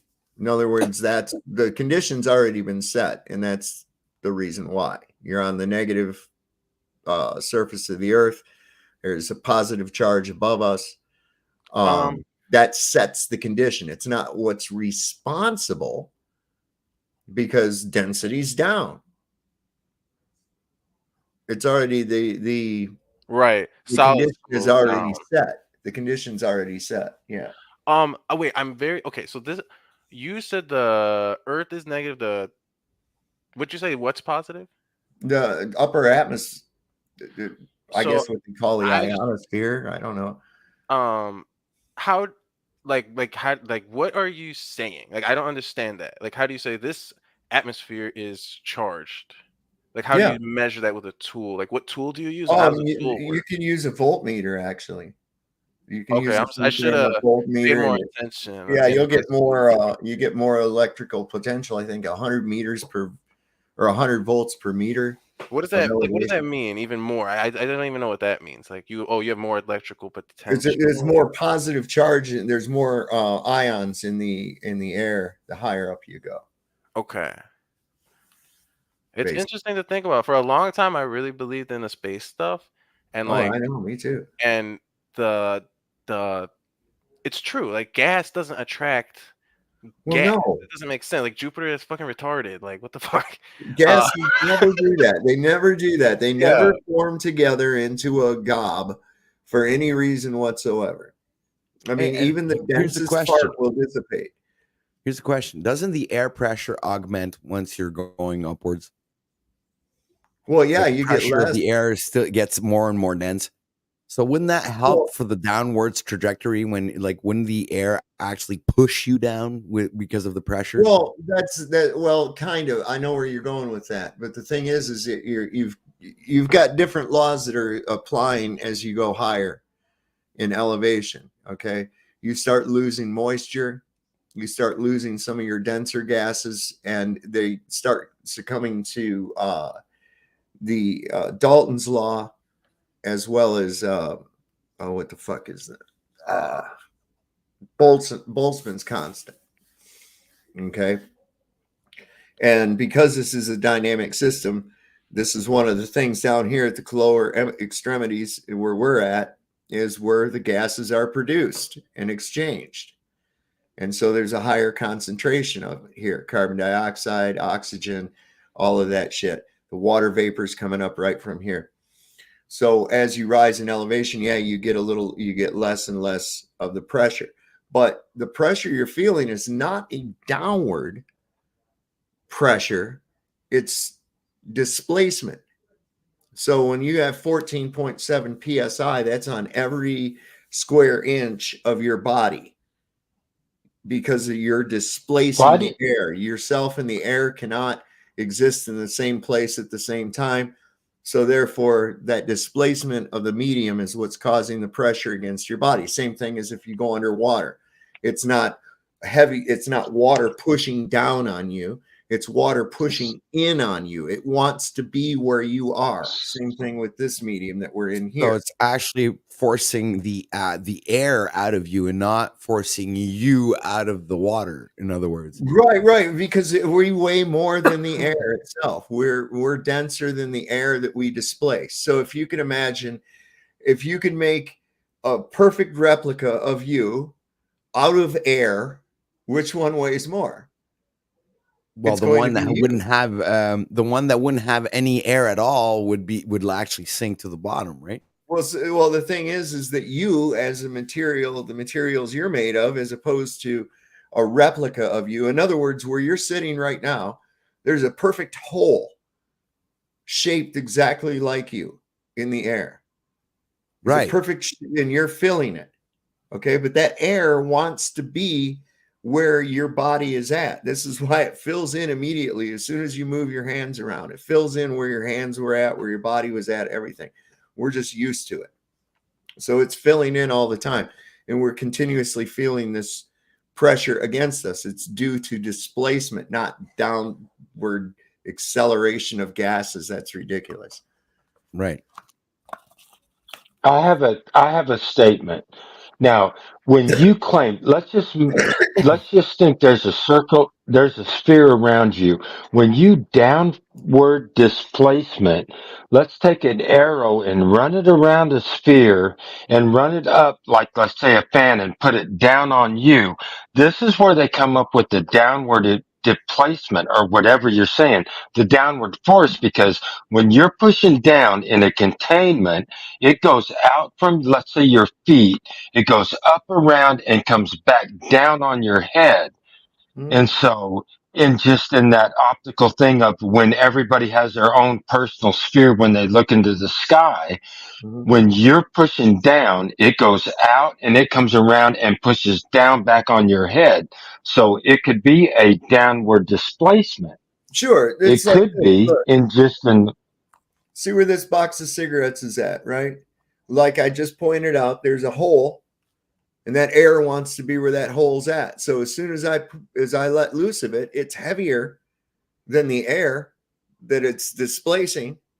So it goes downward. And what happens to the hole where this was just now at? It filled in rapidly. It filled in rapidly behind it.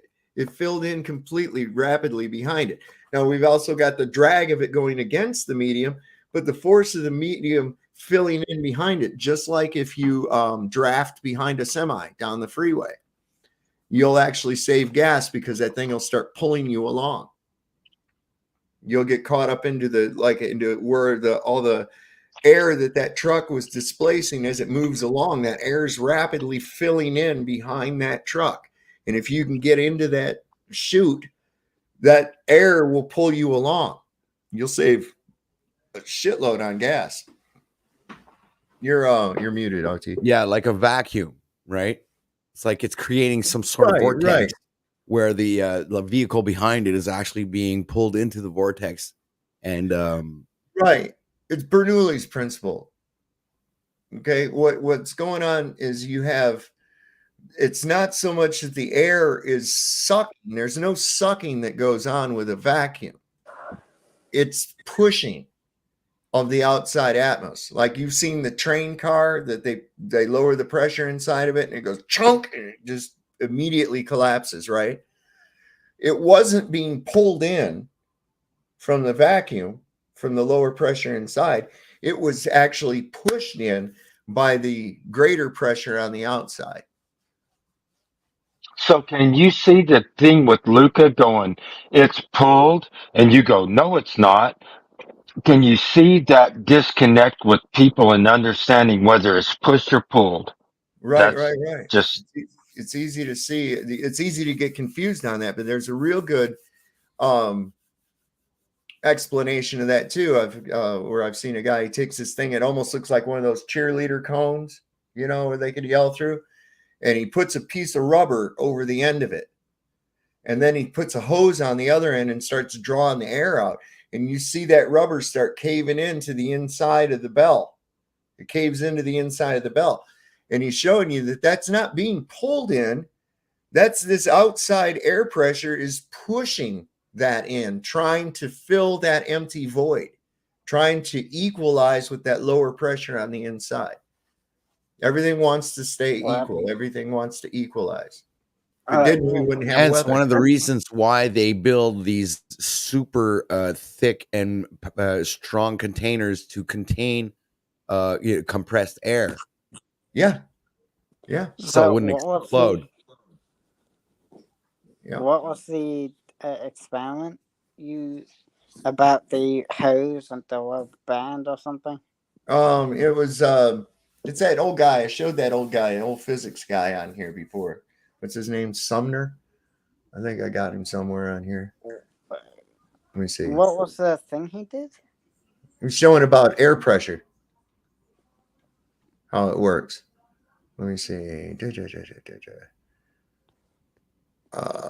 see. That's the answer. There. Here we go. Matthew Bryant. Dun dun dun. Newton's first law. Let's see. Adventures worth Bernoulli. Newton's second law of motion. Here, I'm just going to put the channel. I'm just going to put the channel down here, and you can go check it out. He's got some really good experiments he does. I'm going to put it over here in the regular chat too. I've showed him on here before. He's got some pretty good ones. Let me see. There's one that I thought was really cool. I've been thinking a lot about what you've been talking about things falling down, and I think it really helps. It really helps me understand like the behavior of gases and liquids. Mm-hmm. But why it makes me think, why do solids hold their rigidity compared to liquids and gas? Like, what is it about the substance itself that makes it more rigid than molecular bonding? Okay.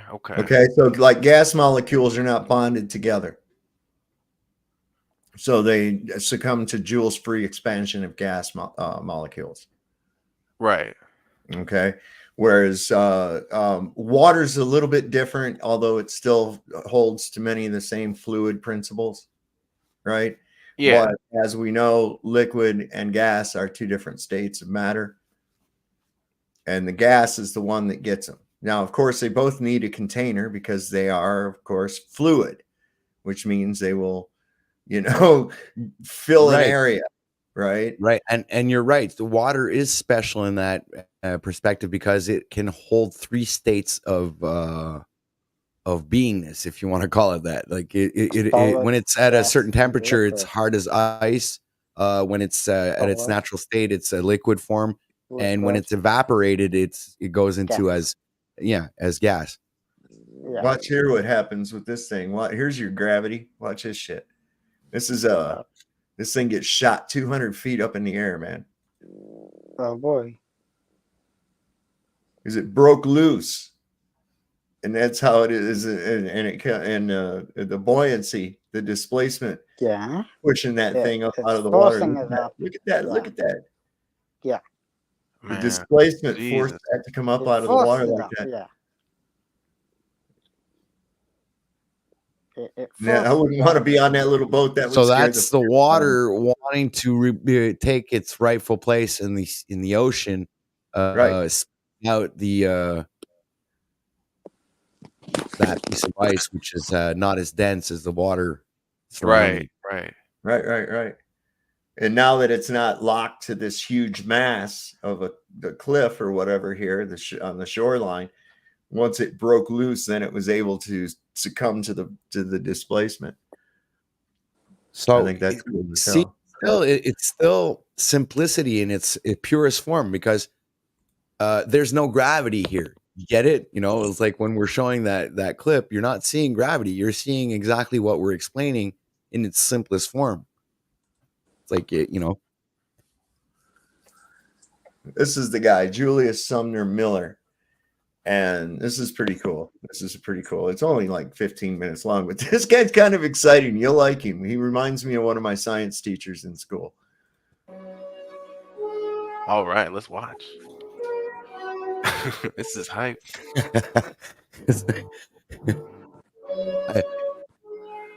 I got PTSD with the PBS symbol in the corner. How do you do, ladies and gentlemen, and boys and girls? Oh my I'm God. Julius Sumner Miller, and physics is my business. And our business today has more than ordinary enchantment, and I will go at once to it. Consider the following. I have a tin can with some water in it, under which I have put a burner, so that the water has now been boiling. God, he sounds like the professor in the Bugs Bunny show. Condensed, and we call it steam, so that what remains in the vessel now is some water, less than before, and some water vapor. Yeah. Now I'm going to take the burner away and stopper up the can, and we will witness an astonishing and absolutely astonishing thing. If we listen very carefully, we will hear a certain flexing of the can. What is happening? Some of the water vapor is condensing. The pressure is getting less in the can, and the atmosphere is taking hold. And atmospheric pressure is an astonishing thing. I will hasten the process by pouring some cold water on it. And this is an experiment you can do with absolute enchantment yourself. Here it is. I am going to take the burner away. I am going to stopper this up. This guy's so animated. I'm going to put it down here. Oh my God. Listen. Oh, but watch it. I'll hasten the process. Bang! Oh, there it is. Let me turn it around. There it is. And I say that is something to bear witness to. That is fantastic. The push of the air, staggering in its consequences for the human race. Now listen. The water is boiling inside that can at reduced pressure, at a much lower temperature than 100 degrees centigrade, because the pressure inside is less than 1 atmosphere. This is fantastic. Fantastic. Let me show it to you another way. Here I have another tin can. He's gets really excited about this shit too, man. Yeah, Really imagine what you could do with your skin now. And I'm going to connect this tin can to a vacuum pump, which permits me to pump out some of the air, and just a little of it. I could never pump it all out. If I pumped for 1,000,000 years, I couldn't get it all out. Why? Too many molecules in there. But let me. There it is. There it is. There it is. The push of the air. Staggering to witness. Staggering. Show it to you another way. It's all the paint that he's been sniffing all week. Take a look at another piece of apparatus. I have a funnel. A funnel and across the top of it is a sheet of rubber tubing, as from an automobile inner tubing. The air inside is at atmospheric pressure. I'm going to connect the vacuum pump here and reduce the pressure inside from atmospheric less and less and less and less. And the rubber sheet, suffering the forces, the push of the air, will be depressed inside deeper and deeper and deeper. And indeed, if it can endure the reduction in pressure and the push of the atmosphere, I shall be surprised. Very likely, it will be torn apart. Here it is. There's the rubber tube. I am going to connect this. Now, I'm going to reduce the pressure. There it is, getting pushed in. There it is, getting pushed in. Oh, man, this is something. I'm going to stop it a minute. Let's get a tight shot, if you will, of that. And notice the enormous push of the atmosphere. Fantastic. Now, I'm going to evacuate more and more and let the push of the... Do you notice that it's not pushing down, Luca? You notice that the atmosphere is not pushing down? Well, air pushing pressure in. pushes in all directions. That's right. That's right. Yeah, push that more and more, and I'm going to step aside because when this does indeed burst, it has a detonation which could, well, unseat this building. That'd be very good.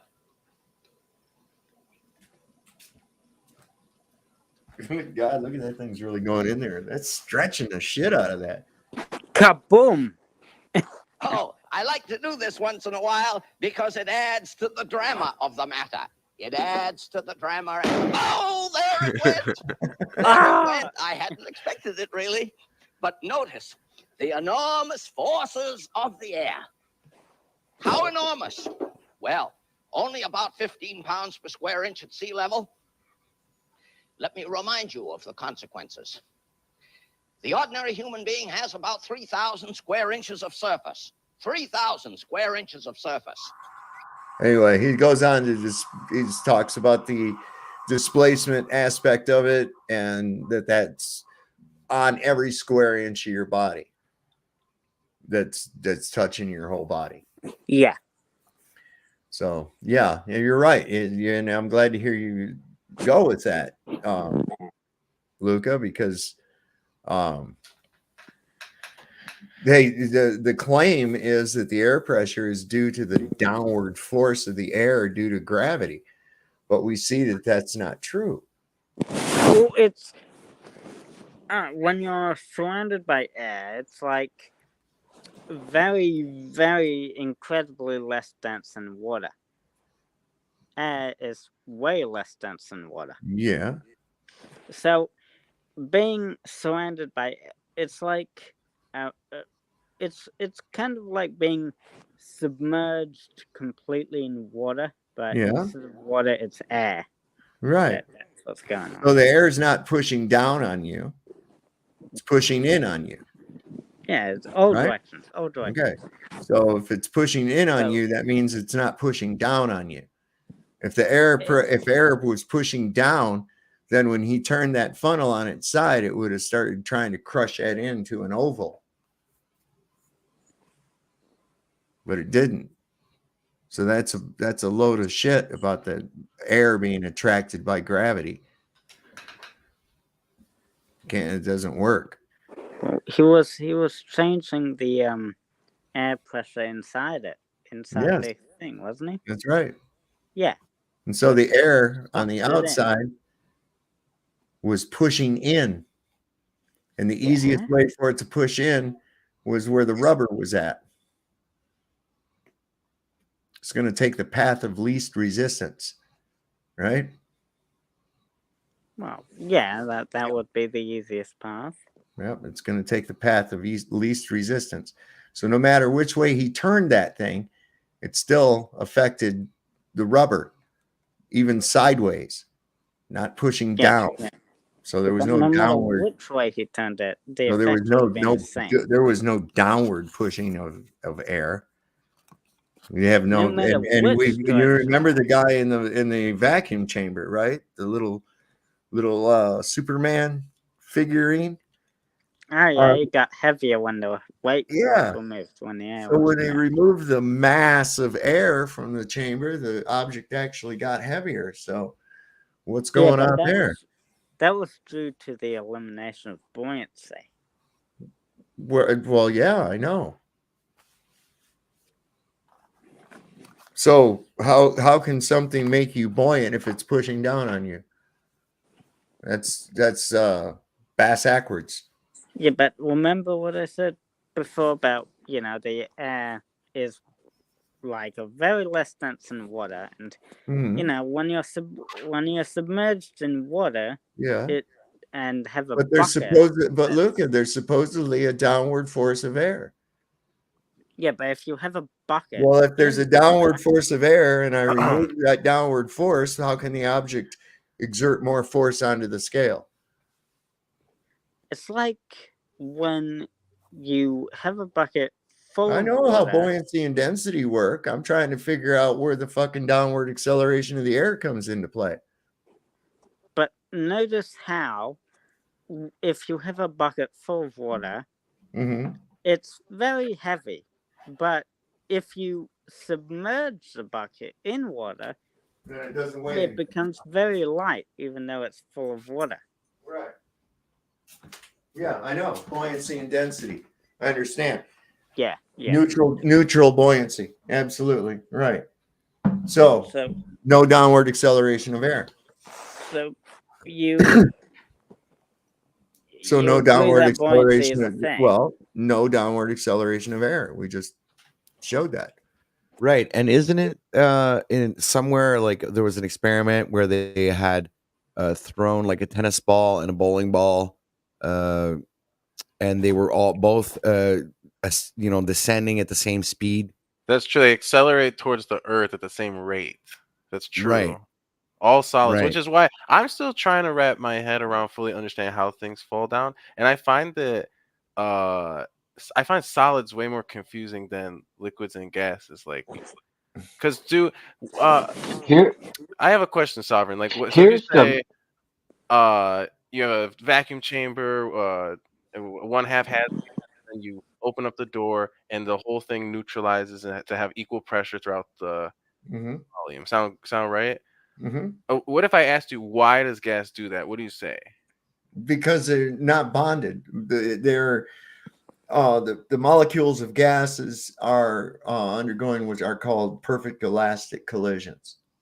Okay. And so as they dissipate, they'll start to dissipate as they run into less and less things to collide off of. This is why a certain type of a gas, for instance, will start to dissipate instead of collecting together or staying together, because those things are moving around. They're all moving around. And so they're bouncing off of each other. So they're within this gob here, and they're bouncing around against each other. And these ones are going here and not hitting anything, and more of them are going over here and not hitting anything. And then pretty soon they dissipate all the way out. It's because the molecules are not bonded together. So is that your Saab, is that your definition of perfect elastic collisions? Yeah, it's rudimentary. Or elastic collisions? Yeah. Perfect elastic collisions. What does that mean? Let me show you a cool I'm thing. not. Is anyone else here Glober? Is it just me? I think just you, Luke. Okay. So sad.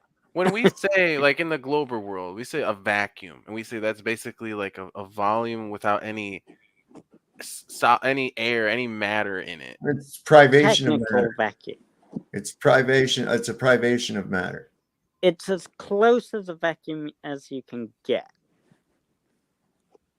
It's just because, Luca, like when Sovereign Soul is asking you, show me gas, downward acceleration of a gas, right? Mm-hmm. Yeah. How would you show that to him? Because I'm also thinking about this stuff. I personally don't believe in space at all. I think there's like a big fundamental difference in how geocentric people and heliocentric people think about vacuums. because we also think there's like Right. the ether. Like you can get rid of all the air in a space, but there's still that ether, and light can still, like, there's still stuff there. You can't just do that with a vacuum pump Wait. and say I made Show a a volume perfect with the absence of anything in it. You know, you can't There's really. there's no way.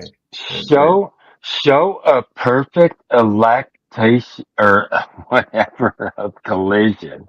Show that perfect Mhm. We see it all the time with any of gases. collision. Okay, here's Any a pretty gas. good question. Here's a pretty good question. Can a bubble of air be trapped at the bottom of the ocean? I'd Is say that yes. possible? Yes.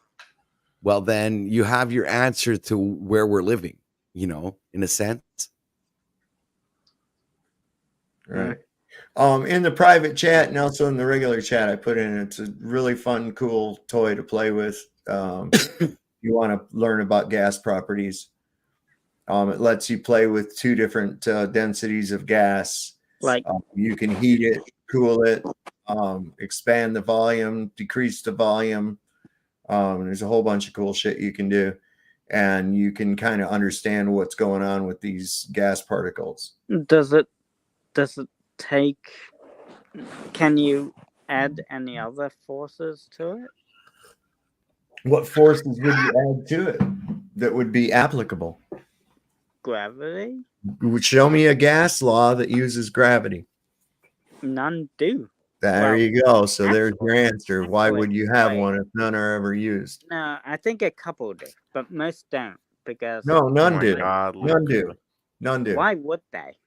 Here, hang on a second. Well, Here. think about, you're asking him, do they add any extra forces? And then you're saying like gravity, like it like when conversationally people talk about gravity being a force, but even in high school, they teach you like that's a word that describes mutual attraction between two objects. It's not a push or pull.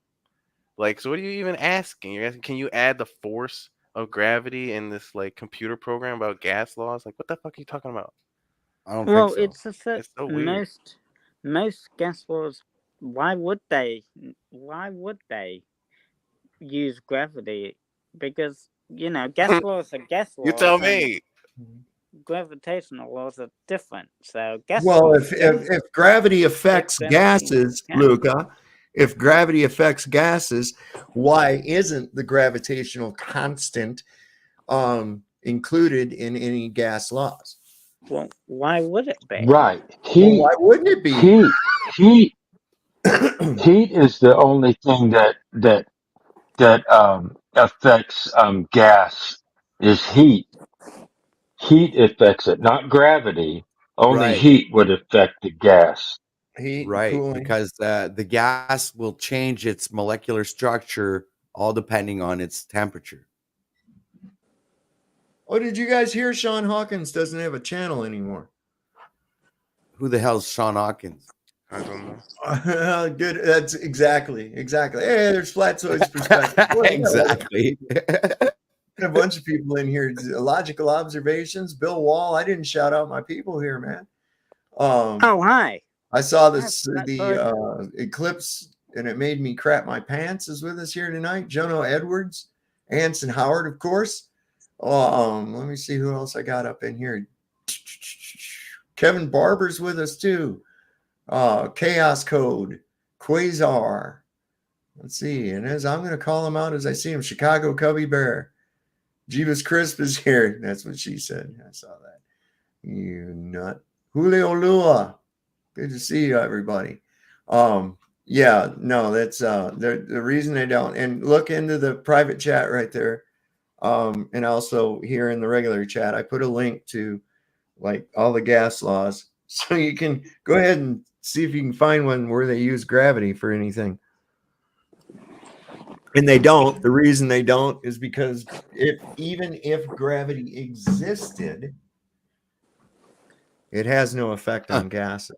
Should I post the reason why they don't in chat? I'm not allowed to have this information in Canada, Sovereign. Page not found. Here you go. Oh, really? Gas laws? Really? Yeah, I'm not allowed knowing about that here. I'll post why most don't in chat. such as Boyle's law and Yeah, I already Charles' know law. why they don't, Luca. It's because there's no need, because gases are not affected by gravity. How about that? Does that explanation make sense? Most gas laws, such as Boyle's law, Charles' law, and ideal gas law, do not include gravity because these laws are designed to describe the behavior of gases in relatively small scales where the effect of gravity on gas particles is negligible. No, it sounds like horse shit to me. Okay. It does. It sounds like complete and utter fucking horse shit. Okay. Again, oh, it's too big. That's what she said. So to all you people that say, oh, it's too big, we can't prove this because it's too big. Santa Claus lives at the North Pole, so you can't go check on him. Suck my dick. That's what I got to say to people with that shit. Okay? If you can't demonstrate it with any kind of logical, scientific evidence at all, then it's just nonsense bahooey made up by your overlords there, Luca. Sorry, I don't know what else to call them, but that's you have a really unhealthy, unwarranted trust in academic authoritative sources. If that program did take gravity into account, yeah, you'd see like a change. There's no demonstration of gravity doing anything to gas, large or small scale.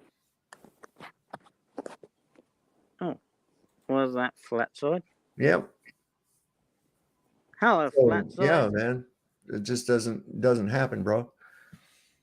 Just like, gravity don't affect birds and butterflies and flies.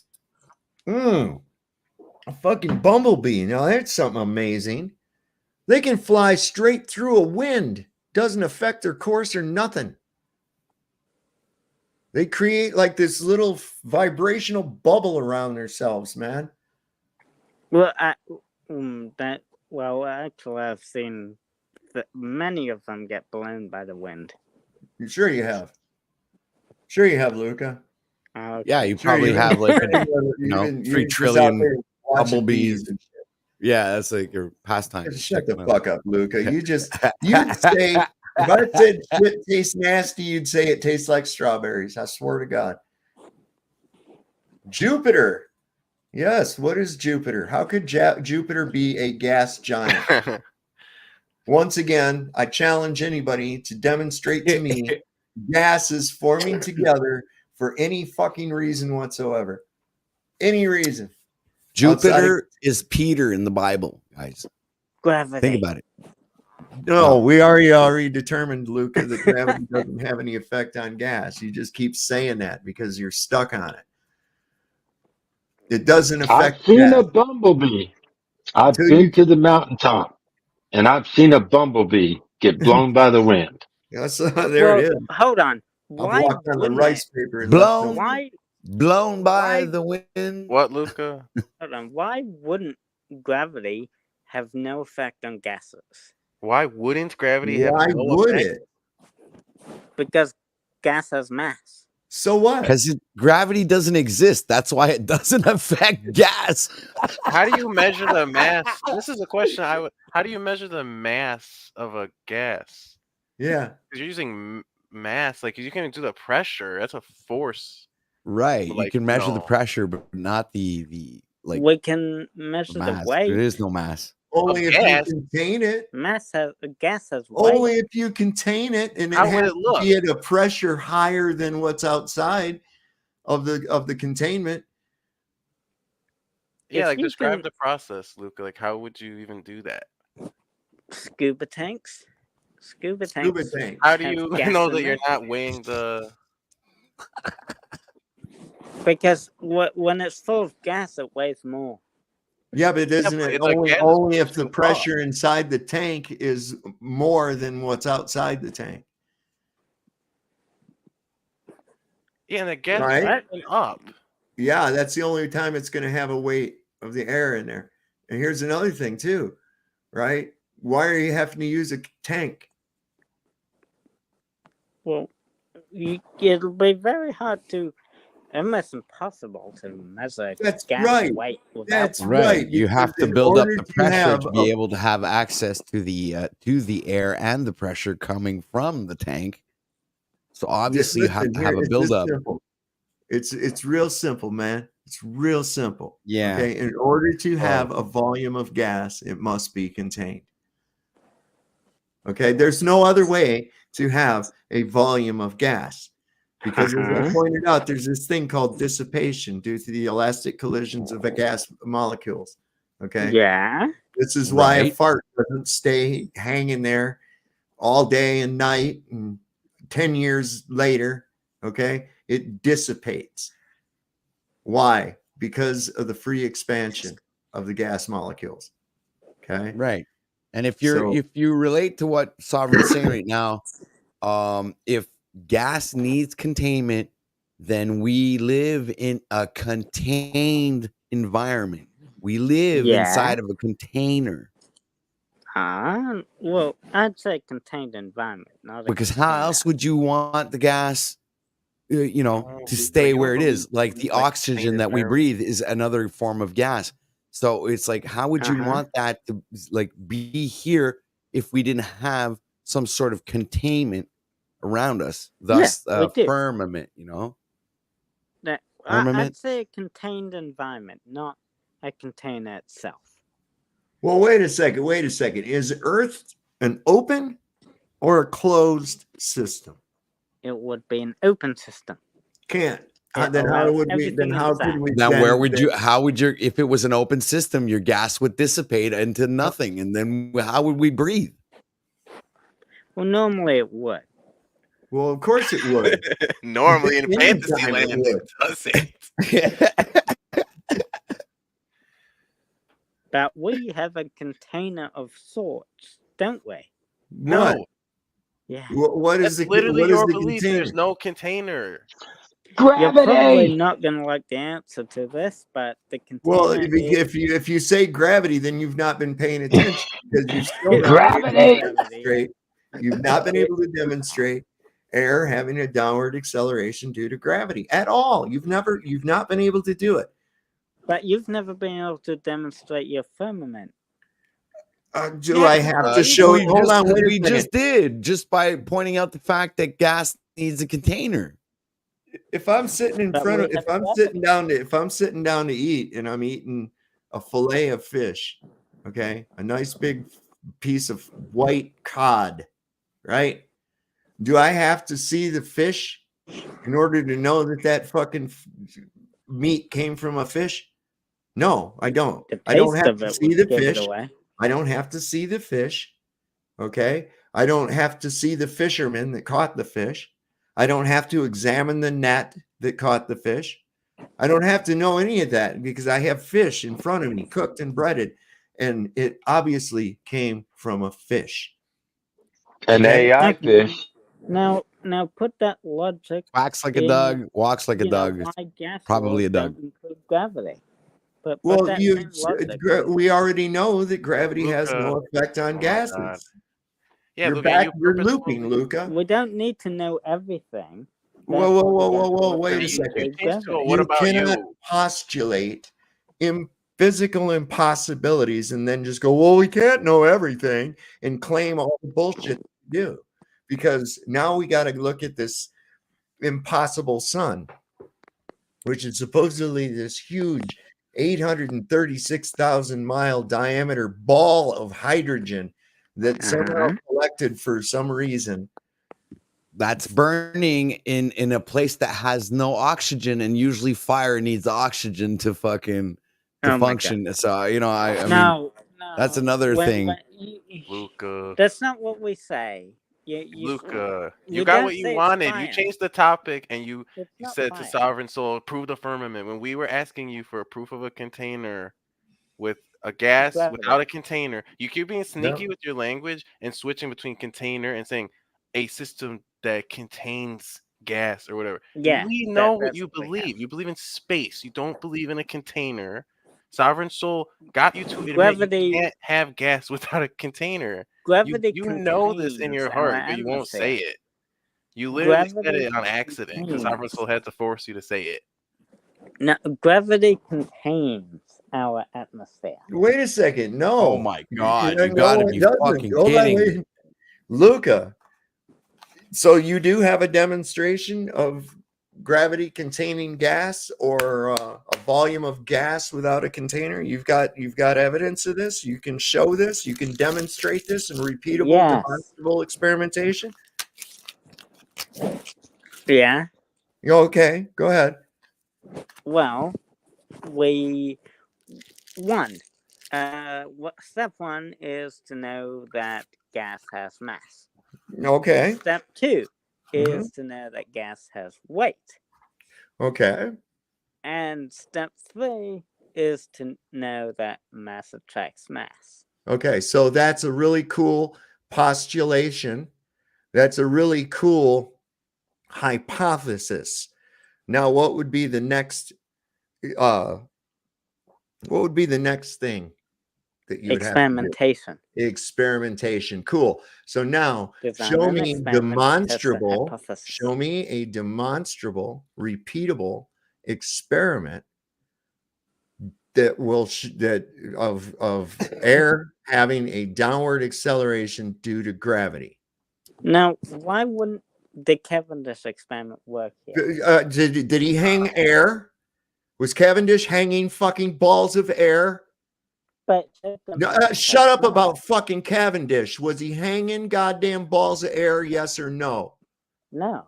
All right, then shut the fuck up about Cavendish. Doesn't need to. Show me Why would... No. You're hypothesizing. Demonstrate gravity pulling air. Well, gravity... No, don't hypothesize. Show me an experiment, repeatable and demonstrable, proving that fucking air is pulled by gravity. Or any form of gas. We don't need to, though. Yes, you do. Why? Because otherwise you only have a hypothesis with have no demonstrable proof of. You are hypothesizing verifiably impossible physical conditions. Why is it impossible? You need a container. You admitted you need a container to weigh gas and stuff. You have failed to demonstrate gravity pulling air. He's being disingenuous now, Man, I guys. don't like It's at a point where he's gravity. He's shown that he's weight. He's Gravity shown that is he's the reason intellectually why weight dishonest, and you pointed that out, and now he's peddling. This is what I'm seeing. He's just peddling and playing around. Gravity is the reason why things have weight. Yeah, but like, okay. You know how when you have a balloon, I can't what happens believe if you this put guy. a balloon on like a scale? You're not weighing the air inside. And then with a balloon, like you can just intuitively see that the gas molecules are pushing up. Like, so you're not that force on the scale. It's not like all the gas molecules are pushing down with the weight. And it would be the same thing with that scuba example earlier. And notice when you're hold on a sec. Notice when you're filling up a balloon with the same air that's in the same, like in the room with you. Let's say you're breathing the same air into the balloon that's in the room. Yeah. The balloon will not rise. It'll stay, pretty much, or it'll float around, or it'll drop. It'll stay. It'll drop, yeah. Yeah, it'll stay at the level of the air that's in the room with it. But if you put helium inside of it, all of a sudden the balloon will start floating because the gas inside the balloon is not as dense as the air that's surrounding the balloon. Well, I got a statement. It also goes with, hey, Luca, it also goes with, you say gravity is what dictates weight, but it's the same thing as earlier. If you put an anvil in mercury, you can't say gravity dictates weight and say, well, the anvil weighs the same, right? Because it doesn't weigh the same in that medium. Right. And to get back to the helium example, how come the gravity is not pulling on the rubber balloon to bring it down, even though the helium and the air pressure difference is pushing the rubber balloon upwards? So, you know, the gravity doesn't make any sense right there. So, like, okay, what's like styrofoam and okay, imagine you're holding two balls, one made of styrofoam and the other made of solid rubber. I'm holding two balls. Stop it. I'm holding mine. We're listening, Luke. Got them in my hands. Keep going. If you push both balls into water, the styrofoam ball, which is less dense, will float easily, while the rubber ball, or more dense, will require more effort to push down because it displaces more water. Now explain that's gravity. No, they both displace the same amount of water. No. Yes. The rubber ball. Yes. The rubber only ball difference is is the one is less dense than the water it's displacing. The That's rubber all. ball is more dense. But the water if you put those two balls in two different glasses with the same amount of water, the water will fill up to the same, line. The water will rise in the glass to compensate for the air that's being replaced by the ball, Oh my or God, the Julio, or not you're the a air, but bully. the space. Luca, I have a question. In your world, mass is stuff, right? It's kind of hard to define, right? It's like stuff. Yeah, mass is And then weight is the force. Like weight is the force, and it's caused by gravity, right? Weight. It's newtons. Like when you do give a weight, the units in newtons, and then mass Weight is kilograms. mass times gravity. So yeah, weight would be mass times times acceleration. gravity. Yeah. Or Anyway, one of those but- two. Right. I'd So say with gravity. solids, you can tell obviously there's stuff. You can tell with common sense. There's mass, and then with weight, you can prove it has weight with a tool, with a scale. You can measure it. How do you do it with air? Because and correct me if I'm wrong, but I think in a geocentric world, you wouldn't say air has weight, right? It would have mass because it's common sense. It has stuff, right? I don't know if you guys agree or disagree with how I'm describing it, but How much does a cubic foot of water weigh underwater? Or a cubic foot of air Nothing. weigh? How much does a cubic foot of air weigh underwater? I'd say about 200 pounds. Sovereign's like, It'll get shot up. You know what? Here, Imagine- Sovereign. Let's put it this way, all right? It's it's like in the immortal words of that bunny rabbit in that cereal box there. It's silly wabbit. Gravity's for kids. Without it, though, their whole fucking thing falls apart. But they're talking about impossibilities to begin with. yeah, there's lots of ways to debunk it. It's just interesting, Luca. Talking to people that think mass attracts mass. Yeah, no one has ever witnessed that at all. Of course And that's not. what I think Even is so in hilarious any about given it. aspect. Like, and think of the biggest thing that you can think. I always think of a ship. And why don't ships attract each other in the like in the ocean? They're big masses, like, or two different icebergs. How come they're not attracting each other and coming closer to each other because of gravity? Or, you know what I'm saying? It's like that's the kind of idea comes to mind when these people come up with these, theories or whatever, or concepts of how gravity works. Right? Mass attracts mass. It's like, how come I'm not attracted to the wall? Well, how come gravity's not pulling me over to the wall? It's like, do you know it's that? like, exactly. If mass it's attracts only mass, it's only everything pulling me would be a down to ball, my right, floor, Matt? but it's not. I'm not attracted to the wall. I'm just attracted to the floor. Right. Yeah. You ain't drinking enough if you ain't attracted to the wall. There you go. You get attracted to the wall, you got a problem. Well, it's a pretty good-looking wall when I come to think of it. It's a pretty good-looking wall. So they ask a bunch of people what in 2009 at an international conference on physics education, this author asked the participants to answer the question, what Cavendish did in his celebrated experiment.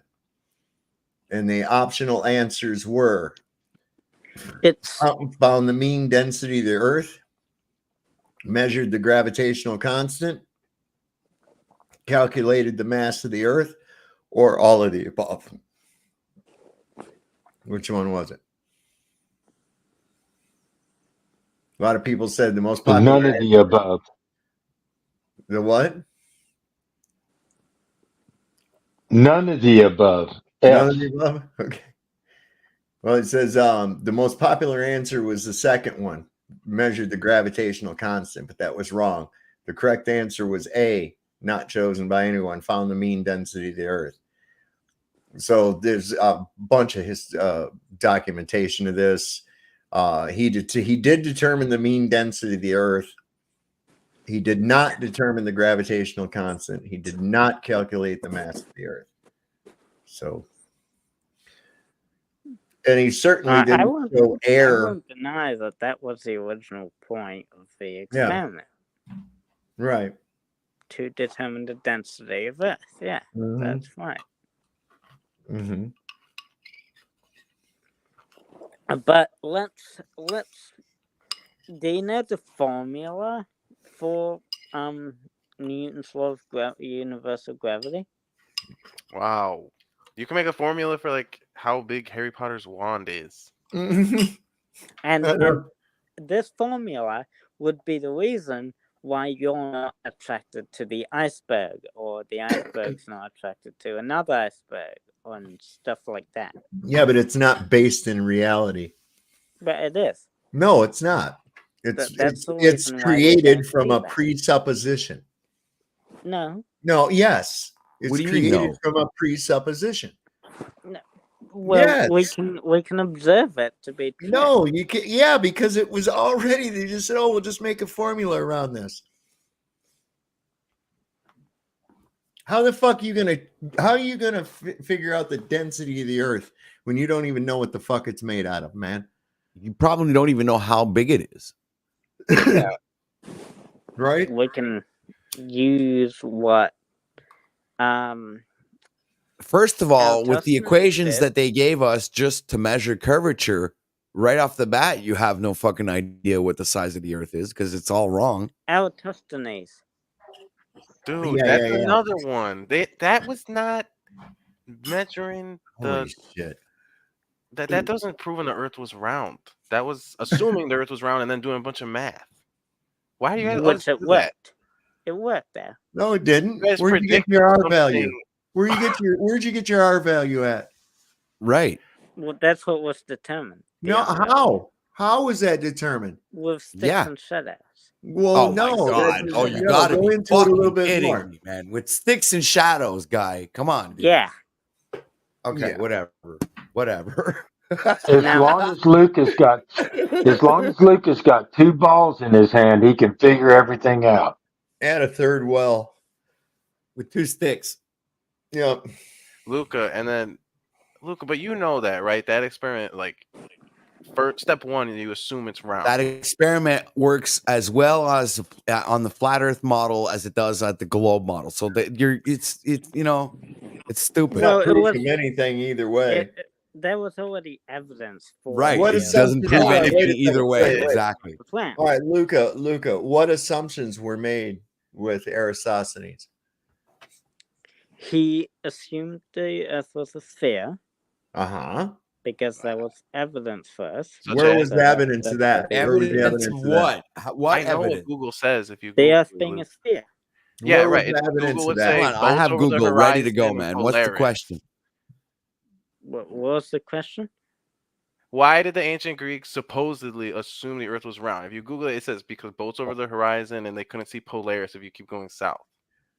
Well, yeah, that's definitely one main That's two. reason. That's right. Well, So, two. but, Okay, two reasons. right.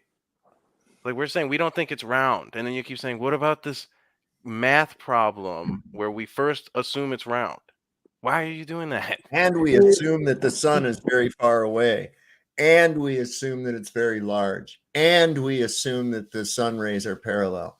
And we assume. It's A bunch of making things. assumptions. But when you visualize the sun rays coming through the clouds and you use trigonometry, that the sun isn't that far away.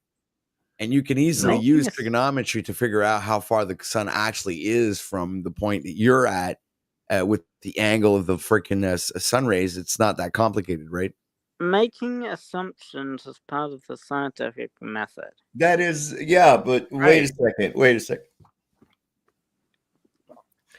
If you treat an assumption as a fact, they don't, though. They did, really. because that's where your whole Eratosthenes bullshit came from. And your gravity bullshit. Wait. They assumed he assumed, and if that was the case, then this would happen. So they designed an experiment to determine that, and the experiment worked, which was evidence for. And this experiment is how did it? What is this experiment? The sticks and shadows one. Right, how did it work? They put like a stick in one place and a stick in another place. And they measured something, right? This was ancient Greece, right? They measured something. What did they measure? The shadows, I believe. Right, Yeah. I know, but the overall grand thing, we're like, damn, this guy's so smart. He predicted this. What did he do? What do you mean? You don't know because you think that experiment proved that it was round. And Right. now we're at like we know this stuff more than you. Right. Like it's frustrating because it's like that experiment isn't even it's irrelevant. It's like we ask you to prove that it's round and then you say, I don't know, like It's I ate like cereal this Groundhog morning. Day with you people. Yeah. so they made assumptions, and anytime you use an assumption in the formulas that you're trying to use, guess what your answer is? Assumptive. Okay, garbage in, garbage out. Ego. That's how it works. Okay. Now, if it was so accurate, then why have they gone from calculating the sun's distance at 3 million miles and now we're at 93 million miles? This is after going up to 102 million miles. So because it wasn't. He was very close. It was what? But it because he was close, you said, right?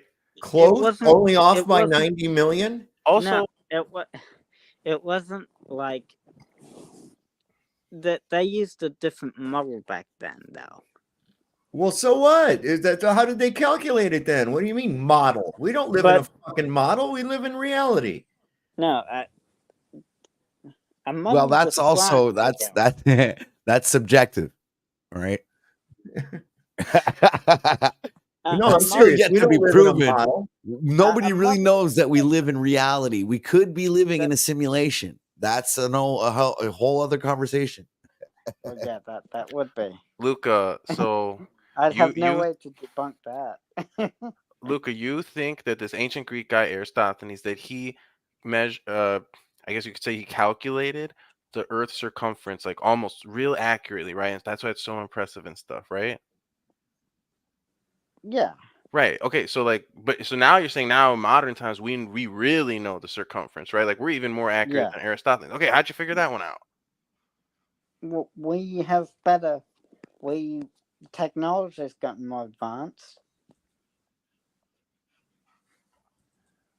Right. That's what I'm saying. It's like I don't get what you're saying. Like, yeah, we don't even believe in this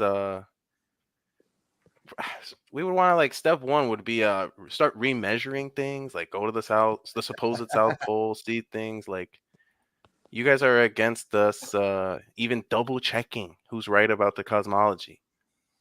If this stuff was right, like day one, you guys would be like, "What do you mean space is fake? What do you mean you can pop out the other side if you go to the South Pole?" Like, you guys just ignore the ridiculousness of the conversation. It's insane. You can see here we've got Copernicus said 3 million miles. Okay. And Tycho Brahe said 13 million miles. And of course, Kepler said 13 million miles because he killed Tycho and stole his work. Then Newton come up at 28 million. And when he changed it to 54 million, he was quoted as saying, whether it be 28 million or 54 million, it doesn't matter. It suits our purpose. Very scientific thing to say. Then in 1754, Martin came up with 81 to 82 million miles away. And then in 1869, this Encke guy came up with 95 million.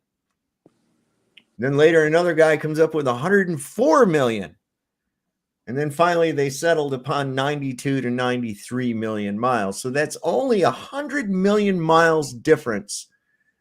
Now, what advancements in mathematics or optics would there be we to justify an accounting error of 100 million miles?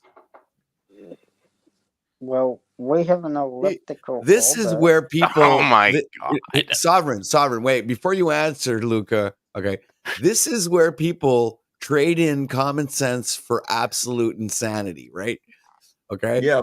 If you're too dumb not to see through what Sovereign Soul just showed you, it's like there's no hope for you. It's like we're throwing pearls to the swine. There's absolutely no reason why we should even be here right now. You know, it's like, it's just, I mean, Sovereign just summed it up in one little picture right there. And it's like, I'm like blown away. My mind is like, I'm convinced now more than ever that all of this is a bunch of bullshit. You know what I mean? Come on, man. How can it be more obvious than that? You're just like, if you continue being disingenuous like this, Luca, it's just like intellectual dishonesty, man. You're not seeing things for what they are, man. You don't read between the lines. You just don't get it. Think about this. Think about if this was an accounting firm. Okay. All these guys, Copernicus, I like to say his name that way. Tycho, Kepler, all these guys, right? They're all part of the same accounting firm, right? And they were all wrong. Money. They were all wrong. I mean, each one of them got a different fucking answer, and one of them's got you up to $100 million. The other one's only got you at $3 million. Who do you believe, right? Well, like analogy. Okay, imagine you're holding a string attached to a ball. That ball would be Earth in our case. Okay, you start spinning it around you. Yeah. If you spin it in a perfect circle, the ball maintains a constant distance from you. Yeah, that's true. But if you move your hand, if you start moving your hand in an oval shape while spinning the ball, there will be moments the ball comes closer and moments when it moves further away. This is similar to the which means that it slows down, which means that it's going slower when it's closer. It has to speed up as it gets further away in order to maintain that 15 degrees an hour movement. Yeah, that sounds reasonable. Sure. That's not the rotation, that's the orbit. Yeah, well, either way, none of it makes any goddamn sense. There's 100 million miles. Luca, it's 100 million miles, Luca. Okay, fair enough. 100 million. That's not just, we were off by a few thousand. Now we've got it down to within 4,000 miles. Fuck no, man. They went all the way from 3 million all the way to 105 million and then back. You know, I mean, it's craziness. You know, I mean, that's what's back really then, really they had no weird. No, tools for measuring the hang on, distance to the Luca, sun. Luca, So, Luca. That's what's really you know, weird they had because if you really had an nothing to accountant, help them measure the if you distance to the had an sun. accountant, And Luca, then, Luca, they Luca, did Luca, if What the a hell? little while later they did, you Luca, know, the thing with Venus, you know, triangulation of it. Luca, hey, He's hey, spinning Luca, and if you cycling in had his an insanity. accountant, I know it. If Luca had an accountant telling him, Triangulation. hey, now your taxes are That this helped. much, but they were that much, and Luca was hearing his accountant tell him everything Luca's saying, Luca would believe it. His accountant's going, hey, but you know, the elliptical thing of this and that is why now you have to pay this much to this much. And if Luca was listening to his accountant tell him exactly what he's saying, it would be like, Luca would be like, yeah, okay. Yeah, my taxes are now $93 million instead of And his accountant $32 would be million. having vacation in the Bahamas more often than him. Aww.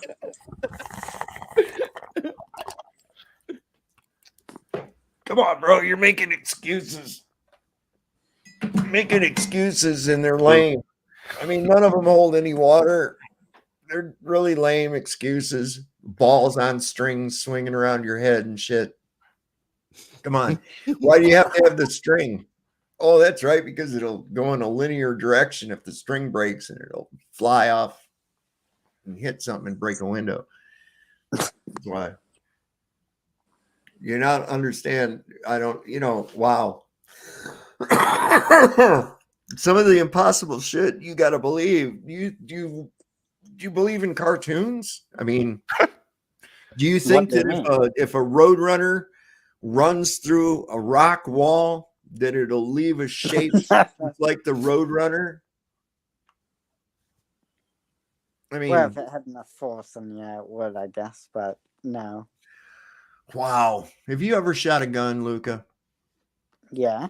Yeah. Do you know what moving projectiles do when they go through objects? They don't leave a perfect shape of themselves. Well, they do. No, they don't. They bust apart the shit. Okay. And depending on what the material is, things are not going to go like, for instance, an airplane's not going to fly into the World Trade Center and leave an airplane shaped hole. Do you believe that's possible? Well, the World Trade Center would be falling apart. So, do you think that an airplane could crash into the World Trade Center and leave a hole shaped like an airplane? If I do. In theory, yeah. No, in reality. We already know how your theories work. Your theories involve all kinds of unicorn bullshit that is impossible. I'm talking about in reality. Well, in reality, no, it wouldn't. All right, there you go. See, so now at least you're not hopeless. At least you're not hopeless. You do have some fundamental understanding of physics. Because as soon as it hit the building, it would start crumbling apart. So it wouldn't be a perfect hole. But here's what would happen. Here's what would actually happen to an aluminum aircraft that's smashing into a steel and concrete structure. It would have broke all the pieces and fell to the ground.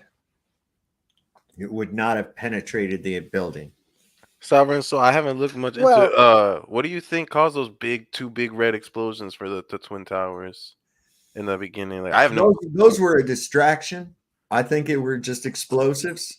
You don't think it was like a missile or something? No. Okay. No. I think it was just explosives, maybe even shaped charges to make that airplane shaped hole, because there's a lot of retarded people that think that that's possible. But but that was a distraction away from the rest of the controlled demolition. Right. Look, if you talk about the World Trade Center Tower number 7 that collapsed 29 minutes after, then yeah, that one might have been, that one very well could have been brought down on purpose to They hide all three of them were brought down on purpose. What are you talking about? I don't think Oh, no. I don't think the first two were brought down on purpose. There were what hit them? There wasn't no airplane hit those. Kidding. You got to be plane shitting hit me. them. You don't really think an airplane hit the fucking towers, dude? Yeah, I do. Oh my god. But Okay. the seventh one, the World Trade Center Tower number 7, I do believe there might have been something going on there. Yeah. Hey, Oh, that's I do something, believe that dude. about that one. All right, now you're going to tell me Nice that you got to hear. jabbed up with that too, imagine? You followed that narrative as well. I did get jabbed by a syringe. There we with go. COVID-19. There we go, ladies and gentlemen. We have That's it. what I was pointing out. That's what I was pointing out. And here's what got me. Here's what got me. You got a bunch of people saying, don't listen to people on the internet after they just got back from getting a shot from a guy in a goddamn tent in a parking lot. That they didn't I mean, they were qualified. Holy shit. Don't They listen were to people on the qualified. internet. Don't listen to Gravity people. drew him to it. Gravity knew drew what him they to were that doing. parking lot. I mean, it's like, come on, man. You just came from a fucking makeshift awning where a guy just jabbed you with God knows what. And you I trust my mechanic to fix my car. I trust the plumber to fix my plumbing system. well, I'll tell you what, I don't. I don't. do You're a fool. You know what I do. do? I look at the reputation. I talk to a few people that have had that contractor or that plumber or that mechanic.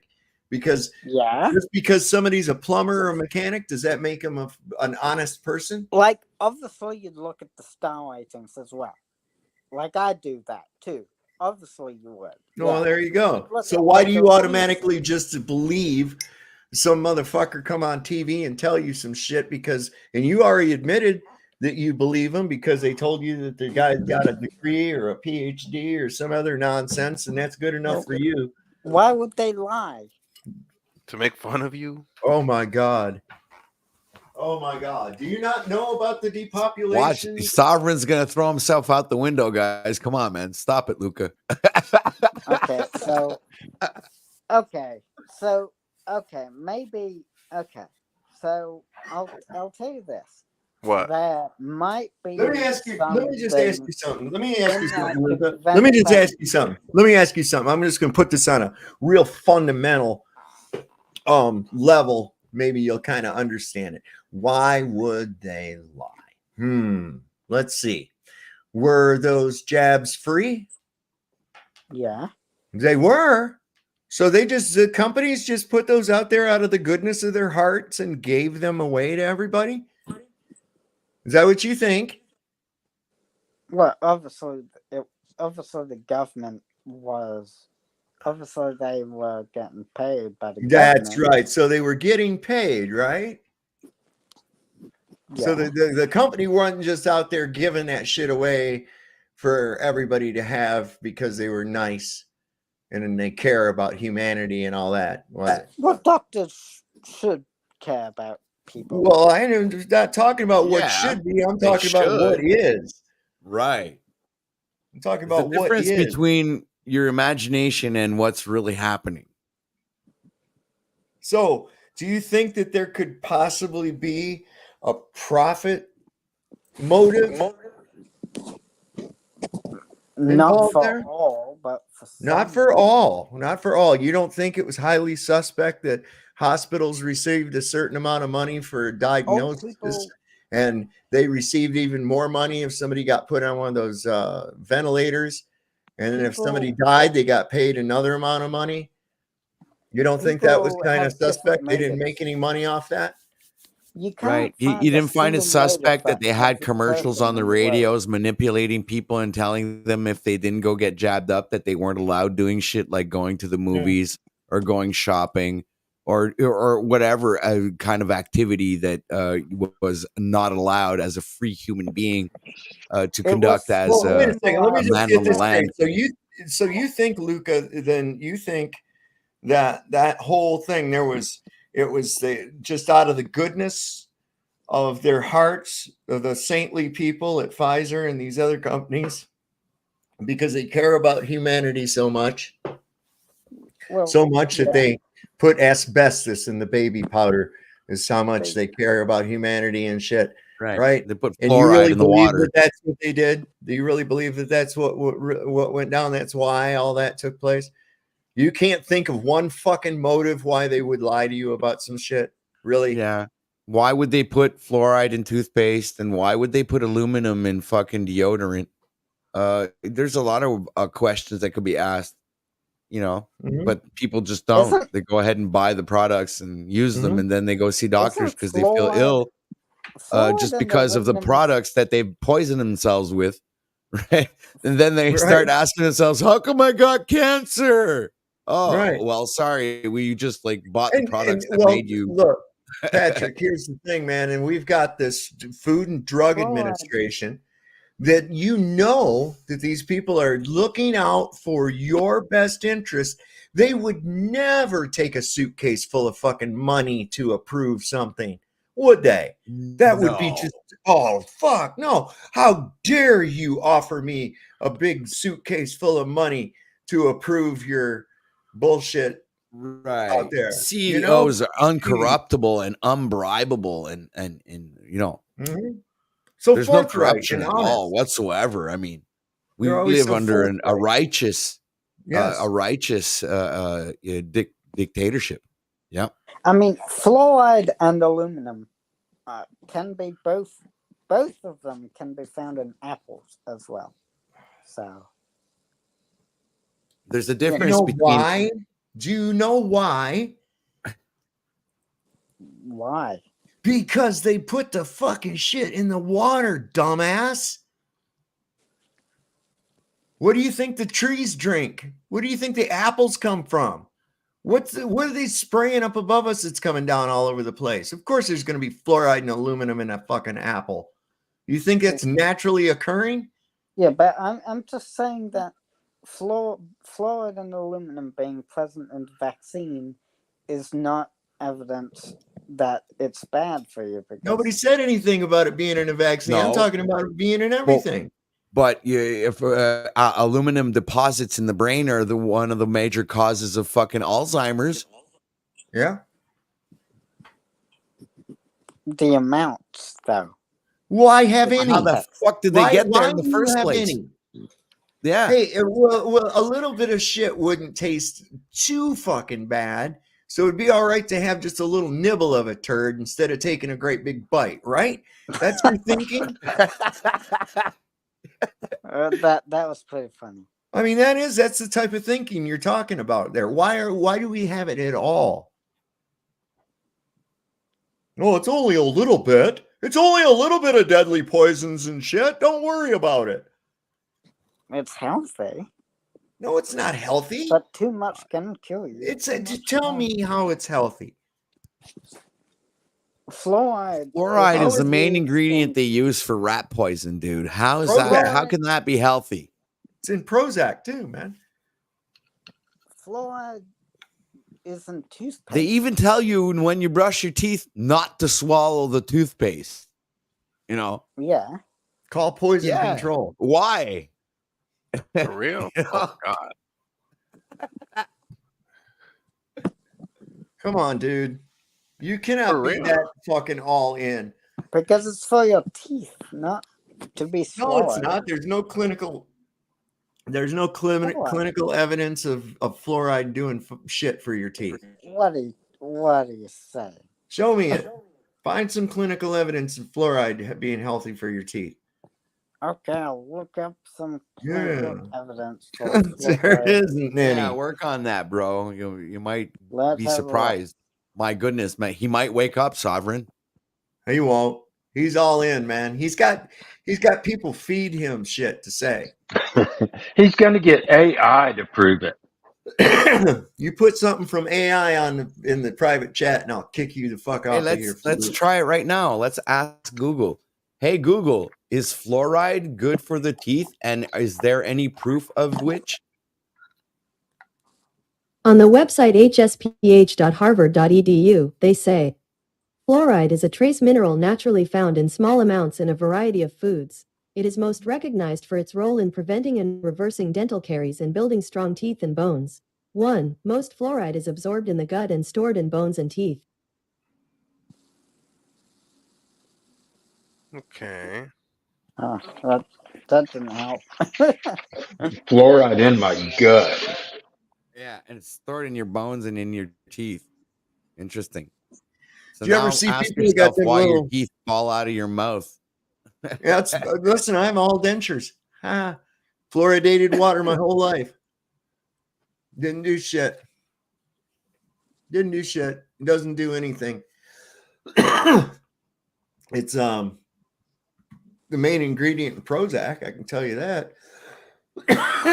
So I don't know, man. I don't think we need it. They test these things. Oh, I know they Oh. do, Luca. They tested it in concentration camps, man. Luca, we think it's malevolent. Like we think they're on purpose hurting people. Do you think that? Well, do you I think your don't. leaders are trying to help you? Yes. How do you? You're What out have of they your done to help mind. you? Well, they're definitely helping me because they're paying me money. What? So what? They're stealing your money. So you're getting a welfare check, and it's like, oh, the government is going to bow down to the government. I'm So getting you receive stolen property. No, I'm getting a disability pension. Your disability comes from money that your government steals from its citizens. No, it taxes. It comes from. What do you think taxes are? People paying taxing for that? Well, what if they don't want to pay their taxes? Then what happens? They have to. They have Well, what happens if they don't? Then, if no one pays for the taxes, then the businesses will go under. Oh my God! No, I don't think so, sir. There'll How be about no living power. free like men on the land? How about that? How about not having anybody impose any type of fucking tax on you when the only one who should be taxing you would be God? So wait a second, Luca, listen. All right, so tax money is not supporting businesses. Okay, that's not what that has. Tax money is stolen from businesses. Tax money How do you get that? Well, what happens if they don't pay it? They get fined. Oh, they get fined. Oh What if they say, kiss my ass, I'm not paying the fine? Then what do? They go to jail. I don't know. So then it's not voluntary at all. It's robbery. Yeah, So what if if you say no to going to if a jail? man tells me to give, Well, wait a second. contracts So in the if I home walk that up to we you, buy. if I walk up to you and I say, give me your money, It and is a you say contract. no, and I pull That out we sign. again and I say, give me your money or I'm going to shoot you. Okay. It is a contract that we sign. No, it's when we not a buy housing. contract. I never signed any such fucking We contract. bought housing. You bought a What? house. You bought a house. Yeah, what does that say? What's that? That's an agreement between myself and a private individual regarding my home. It's just How does the common sense government that get you pay involved tax. with that? Where did the government get involved with me purchasing something from someone else? How did the government get involved in that transaction? And what Well, role did the they? house had How to did be they built. support it? How did they support it in order to earn anything from me by doing that transaction? The house had to be built. Yeah, and there's people out there that build houses and they get paid money by the people who want the house built. Mm-hmm. Right. Where does government come in on this? What's Like their role? electricity and water. Well, wait a second. That can all be provided. What if I don't need electricity or water? I've got a well and I've got my own generator. Now what? Well, you'd be paying less because What? No. The government doesn't provide my electricity. Power lines.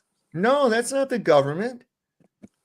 Do you want solar? Do you have solar panels? No, it's not the government. The power lines are not the government. Do you have solar panels? No. Let's say he does. That's not the point. What we're How trying to does get. government come into this? Where is their role in this, in any of this? I have a private transaction that took place between, let's say I was buying a house from Patrick, okay?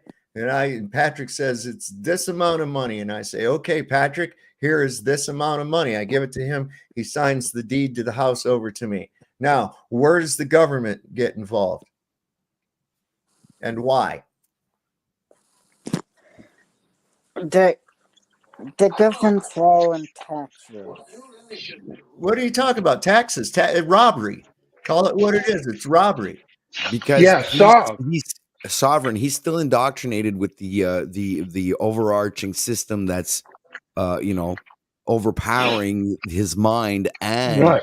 exactly. I'll have to look it up. All right, No, check. make it personal. Make All it right. personal. Saab, say you bought something from Luca. Say, Yeah. Luca, you're selling me a house. Bring it to Luca and then go, Luca, where does the government have anything to do with you selling me your house? Well, here, how about this? How about this? Let's say I buy a house from you, Luca, right? And you say, okay, here's this amount of money that is how much I want. And I say, okay, Luca, here's that amount of money. And you sell me the house and assign over the deed. And then Patrick comes over and says, hey, I couldn't help but notice that you sold that house to that guy. And I think that you should give me some of the money that he gave you for buying that house. Now, what would you say to Patrick? How is Patrick entitled to any of the money that I gave you for the house? Well, I'm using. How would Patrick be? Answer the question. Pay attention. How would Patrick be entitled to any of the money that you got from the sale of your house? I bought the house. Patrick just comes over and says, I couldn't help but notice, Luca, that you just sold this house for X amount of dollars. And I think that you should give me a certain percentage of that. Because I own the road that passes in front of the house.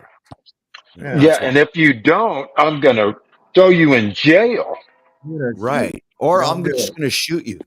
Yeah, it's not violent. I mean, that's basically it. It's backed up by threat of violence. And anything like that that's backed up by threat of violence is, of course, not voluntary. And all contracts should be voluntary. They're supposed to be voluntary. So the real cause answer is that Patrick has no claim to any of our business transaction. So how does government step in and say that they have a claim? Capital gain. What? Capital gain. What's that? Like when you sell a house, yeah, more than you paid for it. Yeah. The profit you make is considered a capital. Yeah, but it's my gain. profit. It's my profit. I'm the one that sold it for the amount of money that I asked. Which is regardless often, of what it was worth. How does anybody else have anything to do with that? Which is often subject to taxation. Why? Profit. Why is it subject to taxation? You mean theft? What if I say, no, I don't agree that you are entitled to any of the money that I received from that? You're not entitled to it. You didn't do anything.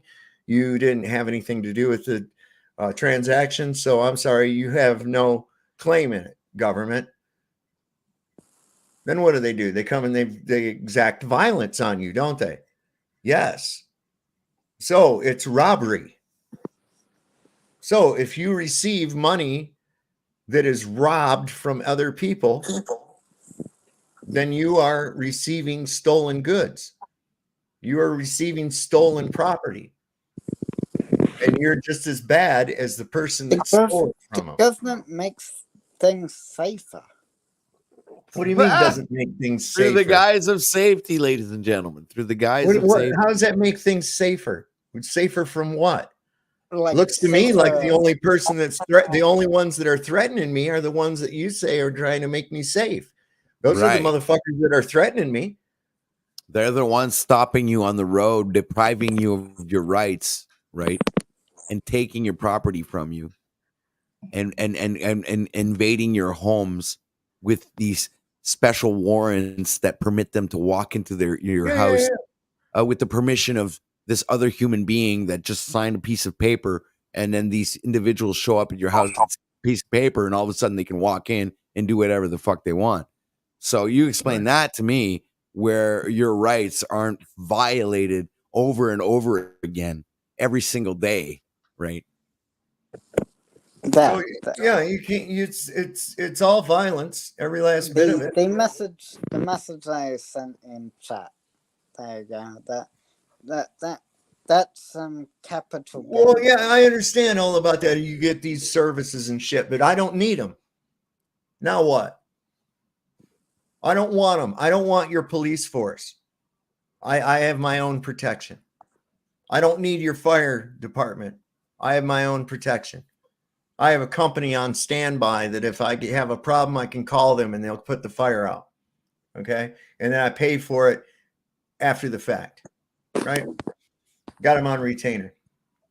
I don't need none of your shit that's disguised as legitimacy to steal from me by creating a monopoly on services and giving yourself a reason to rob me for it. That's bullshit, man.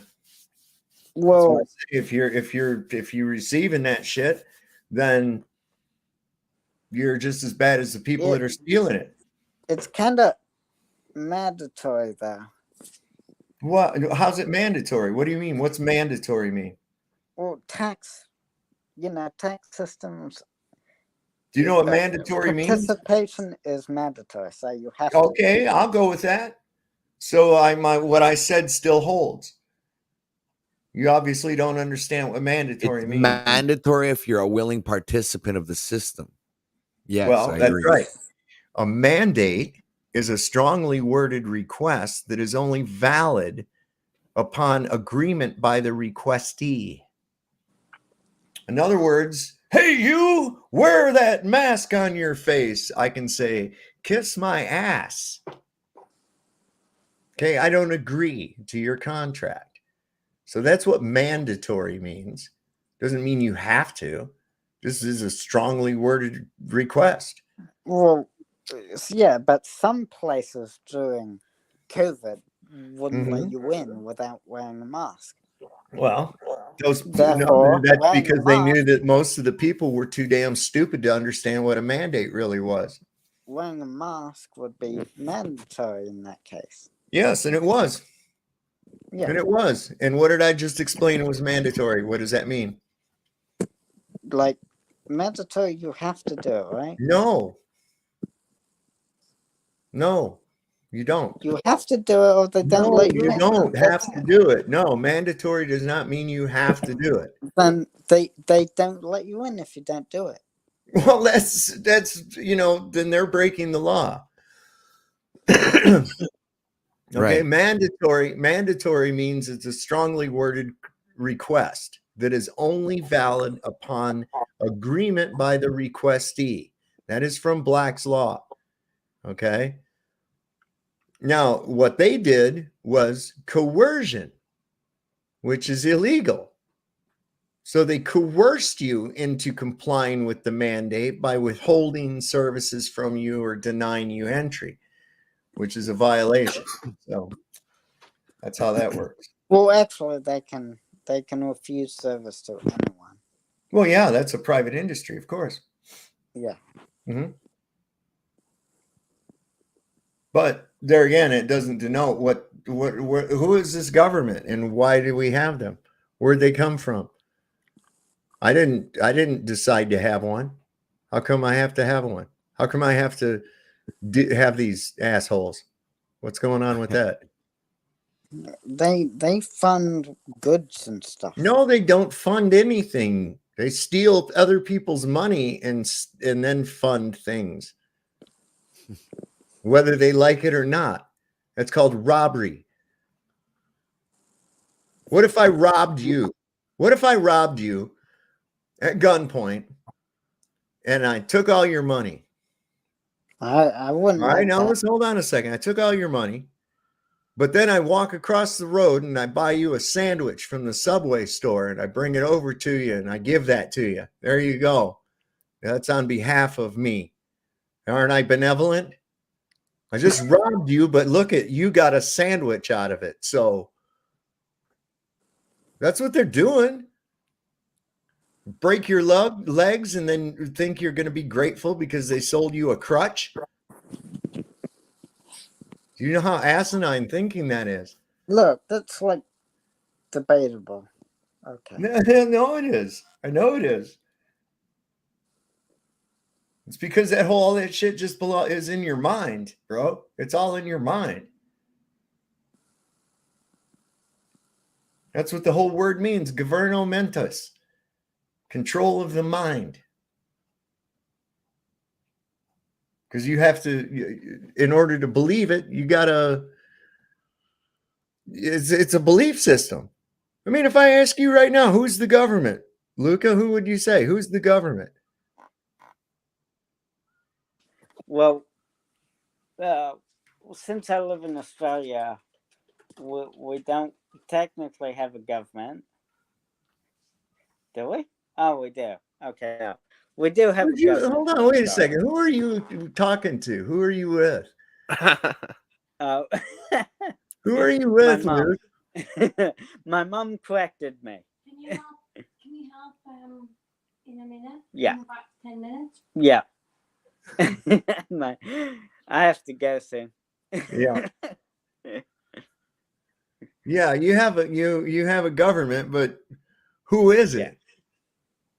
I mean, if somebody came down and said, "Hey, I want to meet your government," who would you take them to see? Would you go see the trash man or the dog catcher or your local representative or who?